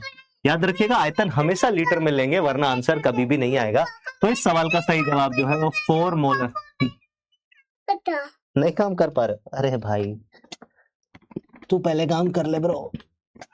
लो, हाँ कर लो भाई, तुम भी काम कर लो, है ना? हाँ ठीक है। फिर दूसरे सवाल पे आते हैं। दूसरे सवाल में ऋषि ऐसे करेगा तो नहीं चलेगा बेटा, फिर खबा तुम इधर काम कर लो, मैं इनको सवाल इधर करा देता हूं, तुम इधर काम कर लो। फिर दूसरे सवाल की अगर अपन बात करें, दूसरे सवाल में हमने सुक्रोज दिया है और सुक्रोज का द्रव्यमान दे रखा है। क्या दे रखा है? सुक्रोज का द्रव्यमान। तो द्रव्यमान से हमें पहले क्या करना पड़ेगा? ओए ऐसे मत कर काकू, अब तू हट जा, तू नहीं करने दे रहा काम पापा को काम नहीं करने दे रहा। जब पापा काम कर लेंगे, खत्म हो जाएगी क्लास, तब तो होमवर्क दे दियो इनको। तो अपन को क्या करना पड़ेगा sir? Number of moles of sucrose निकालना पड़ेगा। सब कह रहे ऋषि की पिट्टी कर दो, पता है वो लोग सब कह रहे ऋषि की पिट्टी कर दो, है ना? तो अपन ने क्या बोला सर, सुक्रोज के नंबर ऑफ मोल्स हमें निकालने, कैसे निकलेंगे, दिया गया भार यानी कि 34.2 बटे इसका मोलर भार 342, तो ये कितना आ जाएगा सर, ये आ जाएगा 0.1 मोल। इसका मतलब सुक्रोज के आपके पास मोल इतने हैं। अब मोलरता निकालनी है तो क्या करेंगे sir, number of moles of sucrose, और इसको अपन भाग किससे दे देंगे, वॉल्यूम ऑफ सुक्रोज से, है ना, या वॉल्यूम ऑफ सॉल्यूशन से, और वॉल्यूम ऑफ सॉल्यूशन को लीटर में, तो ये कितना हुआ 0.1 बटे 5, जो कि आ जाएगा 0.02। कितने लोगों का ये मैच कर गया, इतना ही आंसर आ रहा है। सीख पाया। अभी करवाता हूँ तेरे से काम। ये लोग सब कह रहे हैं पिट्टी कर देने तेरी। नहीं, हाँ, ऋषि ने क्या कर दिया? ऋषि उनको पढ़ने नहीं दे रहा है, खुद पढ़ रहा है अकेले अकेले। ऋषि को इधर पढ़ा दो, इधर पढ़ा दो। ठीक है, इधर पढ़ा देता हूँ भाई। चलिए, तो अब समय हो चुका है आपके, हमारे, हम सबके प्यारे पपलू भैया का, है ना। ऋषि को इधर पढ़ा दो। थोड़ी देर बाद पढ़ाइयो तू। तो समय हो चुका है आपके, हमारे, हम सबके प्यारे पपलू भैया का। चल तू इधर इधर खड़ा हो जा, पहले तो बैठ के मत पढ़, बैठ के पढ़ेगा तो तू गलत जगह तक पहुंचता है। हाँ, अब तू बना दे जो भी बनाना है तेरे को, ठीक है। तो दो टीचर पढ़ा रहे हैं भाई एक ही क्लास में, मतलब 3 टीचर पढ़ा रहे हैं ना, एक तो उधर और 2 इस क्लास में। तो अगर अपन बात करें सर, ये हमारे प्यारे पपलू भैया है ना। पिछले साल तक जो बैच में बच्चे पढ़े वो सभी जानते होंगे, उन सभी को इनसे मैंने इंट्रोड्यूस करा रखा है। सर 500 ml को 1000 से डिवाइड कर सकते हो क्या? भाई 500 ml को अगर 1000 से डिवाइड करोगे तभी तो 500 बटे 1000 करने पर 0.5 आया। मैंने 0.5 लीटर ऐसे ही तो निकाला है ना। तो अपन सभी लोग क्या करेंगे सर, साष्टांग प्रणाम करेंगे पपलू भैया को। तो मेरी तरफ से, आप सभी की तरफ से, सभी यकीन 2.0 वाले बालकों की तरफ से पपलू भैया को ढेर सारा नमस्कार। पपलू भैया अपना आशीर्वाद हम पर बनाए रखें, पपलू भैया अपना आशीर्वाद हम पर सदा ही बनाए रखें। तो आइए देखते हैं पपलू भैया के सेगमेंट में हम ये पढ़ते हैं कि आज के लेक्चर में हमने क्या क्या पढ़ा। आज के लेक्चर में बेसिकली मैंने आपको पीओएसी की कुछ बातें बताई और ये बताया कि पीओएसी का अनुप्रयोग जो है वो आपको ऑर्गेनिक केमिस्ट्री वाले सर बहुत सारे कराएंगे। थोड़ा बहुत अनुप्रयोग मैंने आपको दिखा दिया, है ना। थोड़ा बहुत अनुप्रयोग कराने के बाद थोड़ा बहुत, है ना। एक कह रहा सर ये बायोलॉजी की क्लास क्यों चल रही है, डीएनए क्यों बना रहे हैं? हाँ, ऋषि आपके डीएनए के स्ट्रैंड्स बना रहा है, जिलेबी नहीं बना रहा भाई, ये डीएनए के स्ट्रैंड्स बना रहा है। तो दूसरी बात करें सर, दूसरा कॉन्सेप्ट क्या पढ़ा? ओए गुस्सा कर रहे हैं सब तेरे ऊपर। दूसरा अपन ने क्या पढ़ा सर? दूसरा अपन ने कॉन्सेंट्रेशन टर्म्स पढ़े। क्या पढ़े? Concentration terms. ऋषि रुक जा एक बार, कॉन्सेंट्रेशन टर्म्स पढ़े अपन, है ना, कॉन्सेंट्रेशन टर्म्स। अब मैं आपको होमवर्क दे देता हूं क्योंकि ये कुछ करने नहीं देगा भाई, है ना। रुक जाओ, हाथ हटाओ, सब कुछ हटाओ। अब मैं यहाँ पे आपको होमवर्क दे दूंगा, आपको रिवाइज क्लास नोट्स। तो रुक जाओ, मेरे को थोड़ी देर दे दो बेटा, फिर तुमको जो करना है, पूरा बोर्ड तेरा हो जाएगा, जो करना इस पे, है ना। क्लास नोट्स आपको रिवाइज कर लेते हैं। डीपीपी आपको नंबर 6 मिल जाएगी मेरे हिसाब से, आज शाम तक मिल जानी चाहिए। डीपीपी 06 आप इसको कर लीजिएगा, है ना। डीपीपी 06 के बाद, डीपीपी 06 के बाद फिर आगे के होमवर्क मैं अभी ऐड कर देता हूँ थोड़ी देर में, बस नोट्स अच्छे से रिवाइज कर लीजिएगा। तो इसी के साथ आज का लेक्चर अपन यहीं पे करेंगे समाप्त। हम मिलेंगे अगले लेक्चर में। आई होप आपको आज के दिन में परसेंटेज वाले टर्म्स समझ में आए होंगे। तो W/W लिख करके दिल बना दीजिएगा। फिर पीपीएम पीपीबी चमका है ना। पीपीएम पीपीबी बहुत ऐसा टॉपिक होता है जो बहुत सारे बच्चों को डर लगता है, तो पीपीएम पीपीबी लिख करके दिल बना दीजिएगा। कल की क्लास में हम कॉन्सेंट्रेशन टर्म्स पूरा कंप्लीट कर लेंगे, मतलब मंडे की क्लास में, और उसके बाद अपन उस पर रिलेटेड क्वेश्चंस करेंगे। So that's all from my side. मिलते हैं हम अगले लेक्चर में, तब तक आप अपना ध्यान रखिए, खूब मन लगा के पढ़ाई करते रहिए। जाते जाते कुछ कठोर बच्चों के कॉमन डाउट्स ले लेते हैं, है ना। सर सेकंड वाला फिर से बता दीजिए। सेकंड वाले में क्या था बेटा? सुक्रोज यानी कि चीनी होती है, चीनी का भार दे रखा था। आप भार से तो कभी निकाल नहीं सकते हो, आप क्या करोगे सर? भार से पहले मोल्स निकालोगे, उसके बाद करोगे, ठीक है। काकू बदमाशी मत कर काकू, पिट्टी करूंगा फिर, है ना। सर 100 1000 से गुना नहीं भाग कर सकते। सर नीचे काय को जोड़ रहे हैं फॉर्मूला में? तो नहीं है, नीचे क्या जोड़ रहे हैं भाई? नहीं, नीचे मैं ये कह रहा हूं कि आप यहाँ पे जोड़ेंगे नहीं, मतलब ये है ना, हम क्या करते हैं सर, हम एक्चुअली में सॉल्यूशन निकालते हैं। हम एक्चुअली में क्या निकालते हैं? सॉल्यूशन निकालते हैं, ठीक है। चलिए, तो इसी के साथ आज का लेक्चर अपन यहीं पे करते हैं समाप्त। आज का लेक्चर अपन यहीं पे करते हैं समाप्त। हम मिलते हैं अगले लेक्चर में, तब तक आप अपना ध्यान रखिए, खूब मन लगा के पढ़ाई करते रहिए। बाय बाय, टेक केयर और जय हिंद। बाय कर दो इनको, ऋषि बोलो बाय। सब लोग अब पढ़ाई करेंगे, बाय कर दो।